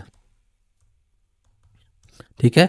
सेव करके जैसे ही मैं इसको रिफ्रेश करूँगा अपने ब्राउज़र को आकर और साइन अप को क्लिक करूँगा तो देखिए वो कहेगा please fill in this field, यानी कि अगर ये खाली रहेंगे ना, बाकी फील्ड्स खाली रहेंगे तो उससे उसको कोई मतलब नहीं। हाँ, योर नेम को हमने रिक्वायर्ड लिखा है तो अगर तक उसमें कुछ नहीं लिखेंगे तब तक ये हमें आगे नहीं जाने देगा। तो मैं इसमें जस्ट एक रैंडम सा टेक्स्ट लिखता हूँ और साइन अप करूँगा तो ये देखिए हमें नेक्स्ट पेज पे इसने रीडायरेक्ट कर दिया। अगर मैं सबके साथ रिक्वायर्ड रिक्वायर्ड रिक्वायर्ड लिख दूंगा तो फिर ये हमें उस वक्त तक आगे नहीं जाने देगा जब तक कि हम इसमें सारी फील्ड्स को फिल नहीं करेंगे। इसके अलावा हमारे पास एक और एट्रीब्यूट है मैक्स लेंथ का। लेट्स सपोज यहाँ पर मैं रिक्वायर्ड के बजाय यहाँ पे लिख देता हूँ एक और एट्रीब्यूट मैक्स लेंथ की, और इसमें लिख देता हूँ 5, ठीक है। सेव करता हूँ इसको। सेव करने के बाद जैसे मैं इसको रिफ्रेश करूँगा अपने ब्राउज़र के अंदर आकर, तो अब देखो यहाँ पे क्या होगा कि अगर मैं इसमें कुछ टेक्स्ट लिख रहा हूँ 1 2 3 4 5 6 7 8 9 10, आगे जा ही नहीं रहा। मैं लिखने की कोशिश कर रहा हूँ लेकिन 5 पे उसकी आके रिस्ट्रिक्शन लग गई है, 5 लेटर से ज़्यादा वो इसमें नहीं लिख सकता, ठीक है। तो अगर आपने इसको रिस्ट्रिक्शन लगानी है कुछ लेटर्स की, कुछ टेक्स्ट की, करैक्टर्स की, तो आप उसकी मैक्स लेंथ की मदद से लगा सकते हैं। इसके अलावा नंबर्स के लिए अगर आप देखें तो नंबर्स के लिए आप इसको बता सकते हैं कि मैक्सिमम इसके अंदर जो नंबर है वो आना चाहिए 10 से ऊपर नहीं जाना चाहिए, और मिनिमम इसमें 5 से नीचे नहीं आना चाहिए। सेव करते हैं तो इधर आके जैसे मैं रिफ़्रेश करूँगा इसको, और यहाँ पर अगर मैं नंबर्स के अंदर आकर यहाँ पे मैं 100 लिख देता हूँ और साइन अप करूँगा तो पहले तो कहेगा इसको आप फिल करो, तो मैं इसमें कुछ भी लिख देता हूँ और साइन अप करता हूँ तो कहेगा value must be less than और इक्वल टू 10, ठीक है। अगर मैं इधर यहाँ पर 11 लिख देता हूँ तब भी वो वर्क नहीं करेगा। अगर मैं यहाँ पे 4 लिख देता हूँ तब भी ये वर्क नहीं करेगा। 5 से ऊपर वाले को या 5 के इक्वल वाले को ये सबमिट करवाएगा। तो ये देखो कॉन्टैक्ट अस वाले पेज पे हमें रीडायरेक्ट करवा दिया इसने। तो इसका मतलब हम इसकी मदद से रिस्ट्रिक्शंस लगा सकते। इसके अलावा जैसे ये फाइल है, फाइल के अंदर अगर आके आप एक एट्रीब्यूट और ऐड कर दो मल्टीपल का, तो इसका मतलब अभी देखो फाइल है, मैं यहाँ पर इसमें जाता हूँ अपने ब्राउज़र में और यहाँ पे चूज़ फाइल की मदद से मैं एक इसको फाइल को सिलेक्ट करता हूँ, एक इसको करता हूँ, एक इसको करता हूँ, नहीं कर रहा है। वो कह रहा है कि या तो ये करो या ये करो या ये करो, कोई एक आप अपलोड कर सकते हो। लेकिन अगर मैं इसके अंदर मल्टीपल और यहाँ पे लिखा है चूज़ फाइल, यहाँ पर आके कोड एडिटर के अंदर जाके यहाँ पे मैं इसके अंदर आके मल्टीपल की एक एट्रीब्यूट देता हूँ, मल्टीपल सेव करता हूँ और यहाँ पर आके मैं रिफ्रेश करता हूँ अपने ब्राउज़र को, तो ये देखो चूज़ फाइल्स आ गया यहाँ पे फाइल की बजाय। अब आप इसमें मल्टीपल इस सारे को सिलेक्ट करके भी इसको ओपन करोगे तो ये सारी फाइल्स यहाँ पे 5 फाइल सिलेक्टेड हो गई हैं। तो इस तरीके से आप मल्टीपल फाइल्स को सिलेक्ट करने के लिए उसको आपको एट्रीब्यूट देना पड़ेगा। अब एक और चीज़ है, जैसे अगर मैंने इसमें एक लिमिट लगाई है, अगर मैं इसके अंदर से ये लिमिटेशन ख़त्म कर दूँ और यहाँ पर मैं स्टेप लिख दूँ, स्टेप स्टेप लिख देता हूँ 10 और सेव कर देता हूँ। यहाँ पर आके इसको ब्राउज़र में चेक करते हैं तो अब ये देखो जैसे कि पहले हमारा एक-एक स्टेप ऊपर जा रहा था, अब ये 10-10 स्टेप ऊपर जाएगा, 10 ऊपर 10 नीचे। तो इसमें आप अब इंक्रीमेंटेशन या डिक्रीमेंटेशन जो हो रही है वो 10-10 की हो रही है, पहले 1-1 की थी। बाय डिफ़ॉल्ट 1 की इंक्रीमेंट और डिक्रीमेंट होती है, लेकिन अगर आप वहाँ पे स्टेप्स दे देंगे तो जितना स्टेप्स दिया होगा उतनी का इंक्रीमेंट और डिक्रीमेंट होगा। मैं यहाँ पर एक एचआर देता हूँ जो कि सेपरेट कर देगा ऊपर वाले कोड को और हमारे नीचे वाले कोड को। लेकिन इसके अलावा यहाँ पर देखेंगे हमारा योर नेम लिखा हुआ है और इसके अंदर हमारा कुछ भी डाटा या टेक्स्ट शो नहीं हो रहा। अगर मैं यहाँ पर जाता हूँ अपने कोड एडिटर के अंदर और यहाँ पर मैं प्लेस होल्डर लिख देता हूँ। प्लेस होल्डर का मतलब है कि जैसे ही वहाँ पर हमने कोई इंस्ट्रक्शंस देनी हो, जैसे कि मैं यहाँ पे लिख देता हूँ टाइप योर नेम हेयर, ठीक है। जैसे मैं सेव करता हूँ अपने ब्राउज़र में आगे इसको चेक करवाता हूँ तो यहाँ पर एज अ प्लेस होल्डर ये आ जाएगा टाइप योर नेम हेयर। लेकिन असल में इसका कोई मकसद नहीं है, ये जस्ट हमारी इंस्ट्रक्शंस के लिए है। जब मैं इधर क्लिक करके कुछ टाइप करूँगा तो ऑटोमेटिकली डिसअपीयर हो जाएगा। ये बेसिकली एक टेम्परेरी टेक्स्ट होता है, जब आप उसमें कोई टेक्स्ट ऐड करते हैं तो वो ऑटोमेटिकली डिसेबल हो जाता है। जब आप इसमें से टेक्स्ट को रिमूव करेंगे तो वो ऑटोमेटिकली फिर से दोबारा यहाँ पर शो हो जाएगा। तो ये प्लेस होल्डर का टेक्स्ट जो है वो ये काम करता है। अब हम चलते हैं अपने दोबारा से कोड एडिटर के अंदर और लेबल क्या काम करता है। लेबल के लिए मैं सबसे पहले तो चेकबॉक्स और रेडियो बटन के ऊपर ही आपको इसकी इंप्लीमेंटेशन करके दिखा सकता हूँ। लेट्स सपोज मेरे पास यहाँ पर मैं दोबारा से नीचे वाले एरिया में मैं चेक बॉक्स क्रिएट करता हूँ, इनपुट टाइप चेक बॉक्स, ठीक है। और यहाँ पर आकर मैं इसको देता हूँ नेम और आईडी, अभी फ़िलहाल नहीं देता। और इधर आके एक और से मैं चेक बॉक्स और इससे पहले मैं लिख लेता हूँ या इसके बाद लिख लेता हूँ फुटबॉल, ठीक है। और इसी को मैं एक BR का टैग दे देता हूँ, ठीक है। और इसी को मैं जस्ट कॉपी करके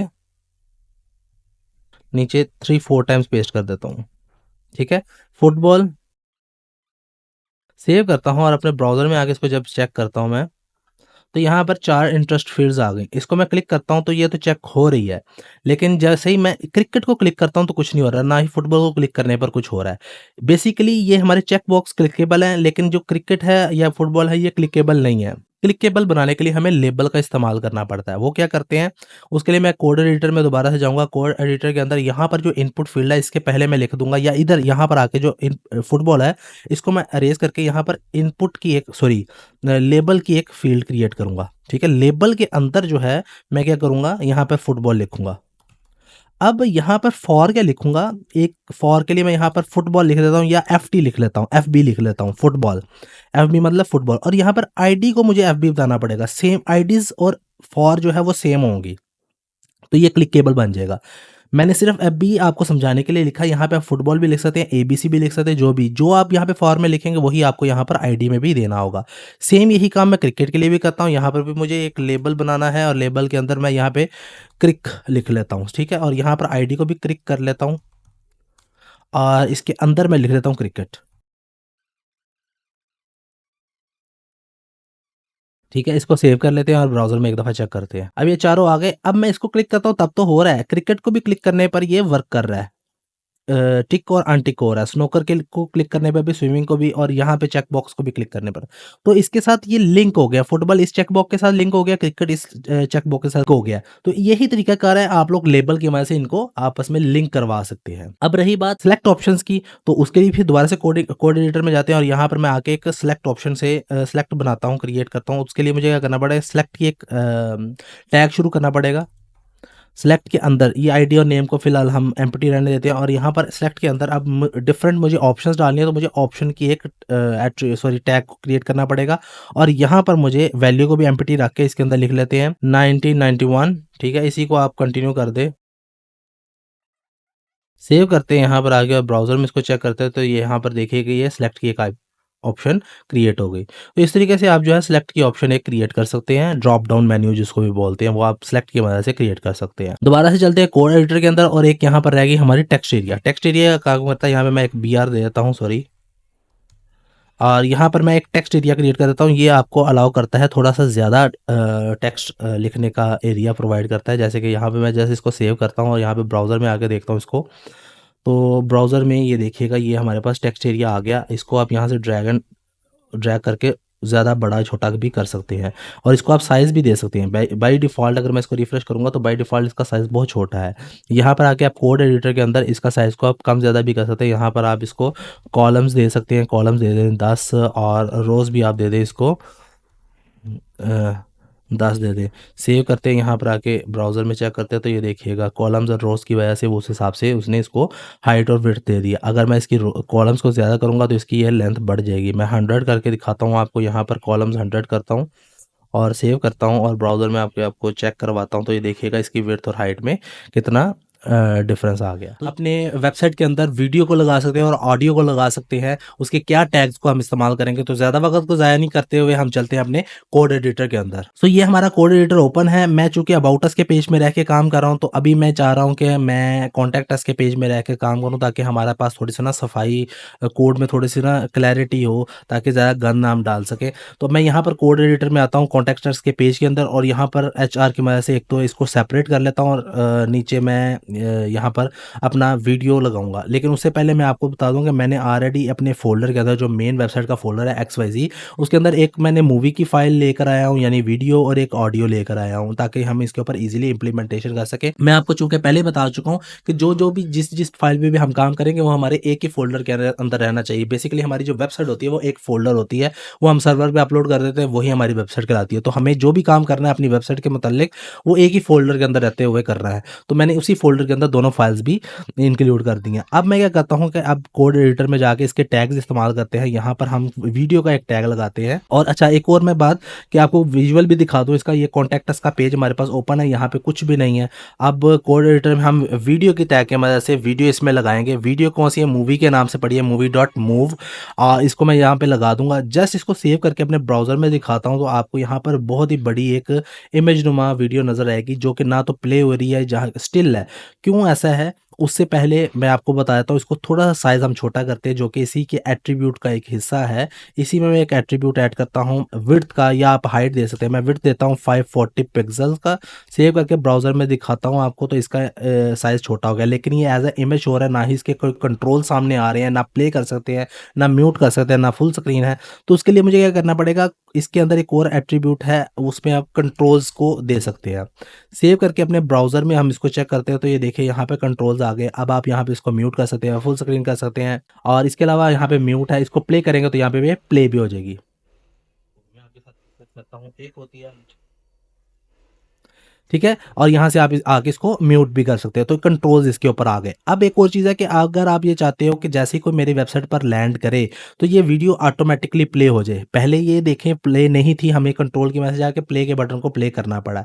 अब यहाँ पे अगर मैं ऑटो प्ले कर दूंगा, ऑटो प्ले करने से क्या होगा कि जैसे ही कोई मेरी वेबसाइट पर आएगा तो साथ ही हमारी वीडियो प्ले हो जाएगी। मैंने अब इसको प्ले नहीं किया, ऑटोमेटिकली पेज रिफ्रेश हुआ और ये प्ले हो गई है। तो इस तरीके से जो आपकी वीडियो है ये ऑटोमेटिकली प्ले हो जाएगी ऑटो प्ले के एट्रीब्यूट की मदद से। और इसके अलावा अब ये देखिए, जैसे ही ऑटो प्ले हुई है तो इसका वॉल्यूम फुल है। अगर आप इसको करेंगे, मैं इसको यहाँ पे फिलहाल पॉज कर देता हूँ, कोड एडिटर में जाके मैं इसको यहाँ पे लिख देता हूँ म्यूटेड। इसका मतलब क्या है कि प्ले जैसे ही वो वेबसाइट पर आए तो कंट्रोल्स भी शो हो और वो प्ले भी ऑटो हो, लेकिन म्यूटेड फॉर्म में हो, यानी कि शोर ना हो, सिर्फ प्ले वीडियो प्ले होती रहे, तो ये म्यूटेड हो गई। तो इस तरीके से आप ये तीनों एट्रीब्यूट्स को इस्तेमाल करके इसके ऊपर काम कर सकते हैं। सबसे पहले आके इसको कमेंट कर देता हूँ ताकि ये हमें डिस्टर्ब ना करे। तो हम इसके नीचे आके एक ऑडियो का टैग लेते हैं। ठीक है। और इसके अंदर भी आपको सोर्स देना पड़ेगा। सोर्स क्या है, मेरे पास म्यूजिक के नाम से MP3 है, सेव करके इसको ब्राउजर में देखते हैं और यहाँ पर कुछ भी नहीं आ रहा। अब इसकी वजह ऐसी क्यों है, क्योंकि इसके भी हमने कंट्रोल्स नहीं दिए हुए, इसलिए हमें वो नज़र नहीं आ रहा। तो मैं यहाँ पर आके इसको भी कंट्रोल्स दूंगा, ठीक है, और सेव करके यहाँ पे अपने ब्राउजर में चेक करता हूँ, तो देखिए यहाँ पे भी कंट्रोल्स आ गए। अब यहाँ पे भी ये वॉल्यूम फुल है लेकिन ये प्ले नहीं है। मैं यहाँ पे ये करता हूँ, इसको भी ऑटो प्ले करना है, तो मैं यहाँ पे आके लिख देता हूँ ऑटो प्ले। सेव करके यहाँ पर आके चेक करेंगे तो ये देखिए कि जैसे ही ब्राउज़र हमारा रिफ्रेश हुआ तो ये प्ले हो गई है। अगर आप ये चाहते हैं कि आप लोग इसका म्यूट करना चाहते हैं स्टार्टिंग पे बाय डिफ़ॉल्ट, तो आप इसको यहाँ पे म्यूटेड भी कर देते हैं और इसको सेव करने पे जैसे ब्राउज़र पे रिफ्रेश करेंगे तो ये देखिए ये प्ले तो हो गया लेकिन म्यूटेड फॉर्म में है। आप इसको अनम्यूट करेंगे तो वॉल्यूम आना स्टार्ट हो जाएगा। इसके अलावा अगर आप इसके अंदर कंट्रोल्स को ख़त्म कर देते हैं, गायब कर देते हैं और जस्ट इन दो चीज़ों के ऊपर रहते हुए आप इसको प्ले करते हैं, तो क्या होगा कि आपकी बैकग्राउंड पे म्यूज़िक चल रहा होगा, रिफ्रेश भी होगा, ऑटो प्ले भी होगा, लेकिन उसके कंट्रोल नज़र नहीं आएगी। कोई भी आपके पास, अगर आप ये चाहते हैं कि कोई भी आपकी वेबसाइट पर आए तो उसके पीछे बैकग्राउंड पे हल्का-फुल्का एक म्यूज़िक चलना चाहिए, तो आप ये एट्रीब्यूट्स दे सकते हैं जिससे आपका बैकग्राउंड पे म्यूज़िक चलता रहेगा, लेकिन उसके कंट्रोल शो नहीं होंगे किसी भी विज़िटर को, तो ना ही वो उसको पॉज़ कर सकेगा, लेकिन वो प्ले ऑटोमेटिकली फॉर्म में चलता रहेगा। हाँ, इसके अलावा एक और भी चीज़ है हमारे पास यहाँ पर, अगर मैं इधर आपको इसके कंट्रोल शो कर देता हूँ और यहाँ पर इसको मैं कह देता हूँ लूप। अगर आप इसको लूप लिख देते हैं, लूप का मतलब है कि जैसे ही ये ख़त्म हो गाना या सॉन्ग या म्यूज़िक तो ऑटोमेटिकली दोबारा से चल पड़े। जैसे अगर मैं इसको एंड पे ले आता हूँ, 58 पे गया, दोबारा से 0 से स्टार्ट हो गया। ये लूप की वजह से हुआ है। अगर मैं इसको दोबारा से एंड पे लेकर जाता हूँ, तो ये ऑटोमेटिकली लूप पे चल जाएगा, ठीक है? ये देखिएगा 47, 48, अभी मैं म्यूट पे चला रहा हूँ तो ये देखिएगा 58 पे जैसे जाएगा दोबारा से 0 से स्टार्ट हो जाएगा, ये लूप की वजह से। अगर इसमें लूप ना लगा होता तो क्या होना था कि ये यहाँ पर जाके एंड हो जाना था और ये लूप पे नहीं चलना था। लूप का मतलब है कंटिन्यूसली चलता रहे। यही काम आप वीडियो के लिए भी कर सकते थे। यहाँ पर अगर जो हमने इसको मैं कमेंट कर देता हूँ और यहाँ पर इसको अगर एंड कमेंट करके यहाँ पर आपको दिखाऊं कि यहाँ पे भी अगर मैं लूप लगाया था तो वीडियो खत्म होने के बाद दोबारा से कंटिन्यू हो जाने की। फॉर्म को क्रिएट कर सकते हैं टेबल के अंदर रहते हुए, यानी एक उसको फॉर्म को स्ट्रक्चर्ड वे में, यानी खूबसूरत वे में किस तरीके से हम उसको डिज़ाइन कर सकते हैं सिर्फ और सिर्फ HTML की मदद से, जो कि थोड़ा सा हमारा ज़्यादा खूबसूरत नहीं होगा लेकिन एक स्ट्रक्चर्ड में एक फॉर्म में आ जाएगा तो वो दिखने में थोड़ा सा खूबसूरत लगेगा, लेकिन वैसा नहीं जैसे आप एक्सपेक्ट कर रहे हैं। वो जब मैंने आपको बोला ना CSS स्टार्ट करेंगे तभी हम कुछ कर सकेंगे। तो अपने कंप्यूटर की स्क्रीन पे चलते हैं। तो ये रहा हमारा कोड एडिटर जिसके अंदर हम पहले काम कर चुके हैं। इसी के अंदर हम अपना फॉर्म क्रिएट करेंगे। तो फॉर्म को क्रिएट करने के लिए हम चलते हैं जी, सबसे पहले एक फॉर्म का टैग क्रिएट कर लेते हैं और इसके अंदर हम एक्शन कर लेते हैं। अभी हम कॉन्टैक्ट अस के पेज के अंदर है तो मैं कहता हूँ कि अबाउट अस वाले पेज पे रीडायरेक्ट हो जाए जैसे ही हमारा फॉर्म को सबमिट करे। तो अब इसके अंदर मुझे एक सबसे पहले टेबल क्रिएट करना है जिसमें हमारी खूबसूरती और एक अलाइनमेंट बनेगी। तो हम टेबल की मदद से क्या करेंगे, एक टेबल का टैग क्रिएट करेंगे और इसके अंदर रहते हुए हम पहले टेबल रो क्रिएट करेंगे और टेबल रो के अंदर TH क्रिएट करेंगे, टेबल हेडिंग, और इसमें लिख देंगे योर या फुल नेम, ठीक है। और TH के नीचे मुझे TD शुरू करना है जिसके अंदर मुझे TD करना है और इसके अंदर मुझे इनपुट टाइप टेक्स्ट लिखना है, ठीक है सिर्फ। और इसको एक दफ़ा सेव करके अपने ब्राउज़र में चेक कर लेते हैं तो ये कुछ इस तरीके से हमारे पास शो हो रहा है। अब एक और चीज़ क्या है कि मैं इसके जो नाम है इसको मैं राइट साइड पर अलाइन करना चाहता हूँ, इसके बिल्कुल साथ जोड़ना चाहता हूँ। तो मैं यहाँ पे अलाइन की एक एट्रीब्यूट लगाऊंगा और इसको कर दूंगा राइट साइड पर अलाइन हो जाए। और टेबल को मैं एक ना बॉर्डर दे दूंगा 1 पिक्सल का, ठीक है। ये रेड क्यों हो रहे हैं, क्योंकि ये थोड़ा सा ना पुराना कोड है, यानी कि ये इस्तेमाल नहीं होता आज के दौर में। हम CSS की मदद से सारी अलाइनमेंट वगैरह करते हैं। चूंकि मैं आपको सिर्फ HTML की मदद से करवा रहा हूँ इसलिए मैं थोड़ा सा पुराना कोड भी यूज़ कर रहा हूँ। अब इसको सेव करके अपने ब्राउजर में देखते हो तो इसके बॉर्डर भी आ गया और ये राइट साइड पे अलाइन भी हो गया। अभी ये राइट साइड पे अलाइन नहीं नज़र आ रहा, लेकिन जैसे ही हम कोड को मजीद लिखना शुरू कर देंगे तो ये अलाइन भी हो जाएगा राइट साइड पर। अब यहाँ पर मुझे यही रो को कॉपी करना है। मैं इधर पासवर्ड लिखूंगा। अब अपना पासवर्ड के लिए मुझे यहाँ पे चाहिए योर पासवर्ड और यहाँ पर मुझे इनपुट में भी टाइप में भी पासवर्ड ही चाहिए। और एक और चीज़ कर देते हैं, यहाँ पर मैं प्लेस होल्डर का एक एट्रीब्यूट भी डाल देता हूँ, प्लेस होल्डर योर नेम, ठीक है। और यहाँ पर भी मैं प्लेस होल्डर डाल देता हूँ योर पासवर्ड। ब्राउज़र में एक दफ़ा चेक कर लेते हैं तो ये कुछ इस तरह से आ गया। अब ये देखिए फुल नेम जो है राइट साइड पर अलाइन है, अगर मैं वो ना लिखता, लेट्स सपोज़ मैं यहाँ पे आपको इसको अलाइनमेंट को ख़त्म करके दिखाता हूँ, तो क्या होता है ये बिल्कुल सेंटर में आता है। मैं इसको इसलिए राइट साइड पे अलाइन करना चाह रहा था जो कि थोड़े से खूबसूरत लगेगा, इसलिए मैंने इसको ऐसा किया है। अब यहाँ पर मैं एक और एट्रीब्यूट डालता हूँ, सॉरी एक और रो क्रिएट करनी है जिसमें मैं चाहता हूँ कि कोई यहाँ पर अपनी डेट ऑफ बर्थ डाल सके। तो मैं यहाँ पे लिखता हूँ डेट ऑफ बर्थ, DOB लिख दो या डेट ऑफ बर्थ लिख लो, आपकी मर्ज़ी है, डेट ऑफ बर्थ। और यहाँ पर मैं क्या करूँगा, अब इनपुट की जगह पर मैं यहाँ पर सेलेक्ट आइटम की मदद से डेट ऑफ बर्थ लिखूँगा, तो इसमें आ जाएगा सेलेक्ट, ठीक है। और यहाँ पर हम डालेंगे ऑप्शन, ऑप्शन के अंदर मैं लिख देता हूँ डे, और नीचे ऑप्शन में आके मैं सिर्फ 10 दिन का भी बना रहा हूँ डाटा, क्योंकि मैं ज़्यादा कॉम्प्लेक्स नहीं करना चाह रहा कोड को, आपको समझाने के लिए जस्ट मैं यहाँ पर ऑप्शन लिखकर, ऑप्शन के अंदर मुझे चाहिए काउंटिंग 0 1 से लेके 1 से लेकर जो आगे हमारी काउंटिंग चलेगी, मल्टीप्लाई बाय 10 कर देता हूँ मैं, ठीक है। 10 दिन का डाटा डाल रहा हूँ, सेव करके यहाँ पर दिखा देता हूँ, तो ये कुछ इस तरीके से ड्रॉप डाउन एक बन गया। अब इसी के साथ ही मुझे एक और यहाँ पे, इसको आप आके मिनिमाइज भी कर सकते हो, जैसे इधर आओगे ये देखो यहाँ पे मिनिमाइज की ऑप्शन है, इसको मिनिमाइज कर दो, इसी को आप कॉपी करो या जस्ट आप नीचे अलग से बना लो, सेलेक्ट की एक अलग से टैब टैग बना लो, और उसके अंदर आके आप फिर से ऑप्शन लिखो और इसमें आप लिख दो मंथ, और मंथ 12 मंथ ही बना दो आप यहाँ पर ऑप्शन, और ऑप्शन के अंदर आपका डॉलर साइन, और बाहर आके मल्टीप्लाई कर दो 12 के साथ, तो 12 मंथ का ये बन गया। आपका ये मंथ भी बन गया, इसको भी बंद कर देते हैं। इसके बाद दोबारा से मुझे सेलेक्ट की मदद से यहाँ पे लिख देते हैं ईयर, और यहाँ पर मैं सॉरी इसके अंदर ईयर नहीं आएगा बाय मिस्टेक, यहाँ पर ऑप्शन आएगा, और ऑप्शन के अंदर आप यहाँ पर ईयर लिख सकते हैं, और इधर आएगा दोबारा से ऑप्शन, और इसके अंदर आप बेशक 1991 या डॉलर लगा के मल्टीप्लाई बाय 9 कर दो, ताकि आपका फ़िलहाल के लिए मैं जो एक इम्प्लीमेंटेशन करना चाह रहा हूँ वो आपको नज़र आ जाए। देखिए डे, मंथ और ईयर, इस तरीके से आप डे किसी का भी, मंथ ईयर जो है वो सिलेक्ट कर सकते हैं, ठीक है।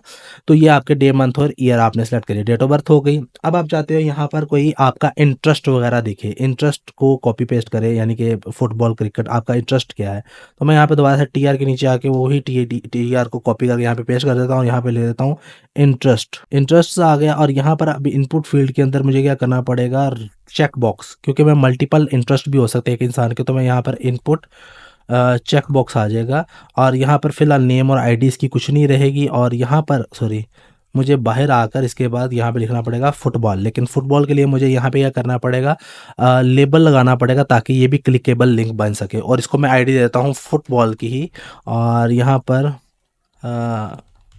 फुटबॉल लिख लेता हूँ, और ये स्मॉल लेटर में ही जो हमारा कोड होता है वो ज़्यादा हम स्मॉल लेटर में लिखते हैं, ठीक है। ये आ गया, और यहाँ पर आके मैं इसको एक BR दे दूंगा, और इसको कॉपी करके मुझे 3 टाइम्स पेस्ट करना है, क्योंकि ये हो गया फुटबॉल के लिए, अब मुझे चाहिए क्रिकेट के लिए।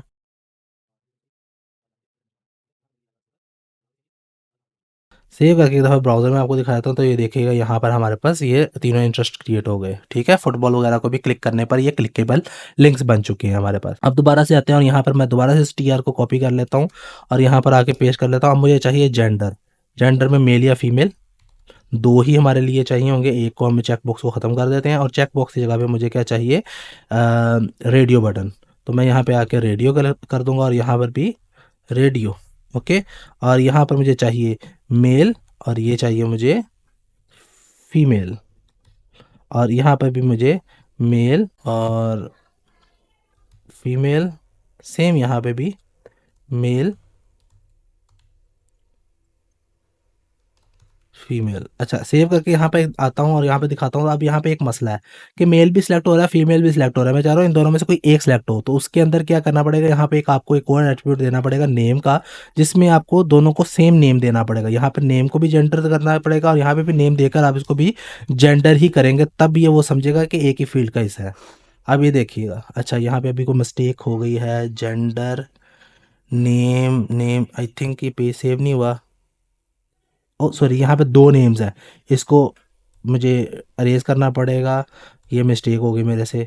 सेव करके यहाँ पर आते हैं और रिफ़्रेश करते हैं, तो अब देखिएगा ठीक है, ये वर्किंग सही कर रही है। अब चलते हैं हम अपने नेक्स्ट के पास और यहाँ पर हम एक और टीआर बनाएंगे जिसमें मुझे प्रोफाइल पिक्चर लगानी है। तो मैं यहाँ पे क्या करूँगा, यहाँ पर आगे एक टीआर को क्रिएट किया, यहाँ पर मैं लिख देता हूँ प्रोफाइल पिक्चर, और यहाँ से आके मुझे ये एक इनपुट और को डिलीट करना है, और यहाँ पर मुझे क्या करना है, इनपुट टाइप, और ये भी लेबल भी मुझे ख़त्म करना है यहाँ पर इनपुट टाइप, और ये मेल और फीमेल जो भी आईडी वगैरह इसको ख़त्म करके यहाँ पे मुझे जस्ट लिखना है फाइल। सेव करके यहाँ पर आते हैं और ये देखिएगा हमारे पास यहाँ पर ये आ गया है फाइल सेलेक्ट करने के लिए। ठीक है, आप फाइल को सेलेक्ट कर सकते हैं अपने कंप्यूटर से। ये करने के बाद अब हम क्या करेंगे, इसके नीचे एक टेक्स्ट एरिया, बायो का एक एरिया लगा देते हैं। इसी को कॉपी करता हूँ और यहाँ पर आकर पेस्ट करके यहाँ पे लिख लेता हूँ बायो। ठीक है, और यहाँ पर मैं लिख लेता हूँ टेक्स्ट एरिया। ठीक है, और आईडी और नेम इसकी ज़रूरत नहीं है। मैं यहाँ पे इसको कॉल्स दे देता हूँ, कॉलम्स 5 कर देते हैं, 30 कर देते हैं, और रोज़ जो हैं वो कर देते हैं 5। सेव करके यहाँ पर आकर देखते हैं तो ये देखिए इस तरीके से हमारे पास ये एरिया भी आ गया। ठीक है, और अब लास्ट में क्या रह गया हमारे पास, सिर्फ सबमिट का बटन, और यहाँ पे आके मैं इसको कॉपी करता हूँ अगेन से, इस टीआर को कॉपी करके नीचे आके पेस्ट करते हैं, और यहाँ पर मुझे इसको करना है, यहाँ पे फिलहाल मुझे कुछ नहीं चाहिए, और यहाँ पर टेक्स्ट एरिया की जगह पे इनपुट टाइप सबमिट चाहिए, इनपुट टाइप सबमिट, और इसको वैल्यू देते हैं साइन अप की। सेव करके यहाँ पे ब्राउज़र में देखते हैं तो ये देखो ये हमारा पास फॉर्म एक बड़ा ही खूबसूरत सा सिंपल वे में, एक स्ट्रक्चर्ड में, यानी कि तरतीब से एक फॉर्म बन गया साइन अप को। जैसे मैं क्लिक करूंगा तो ये हमारा अबाउट अस वाले पेज पे भी चला जाएगा, रीडायरेक्ट हो जाएगा। अगर आप लोगों को वीडियो अच्छी लगी है तो लाइक और सब्सक्राइब मस्ट कीजिएगा। कोई क्वेश्चन हो तो कमेंट सेक्शन में आप पूछ सकते हैं। वीडियो को अपने दोस्तों के साथ शेयर भी करें ताकि वो भी कुछ सीख सके।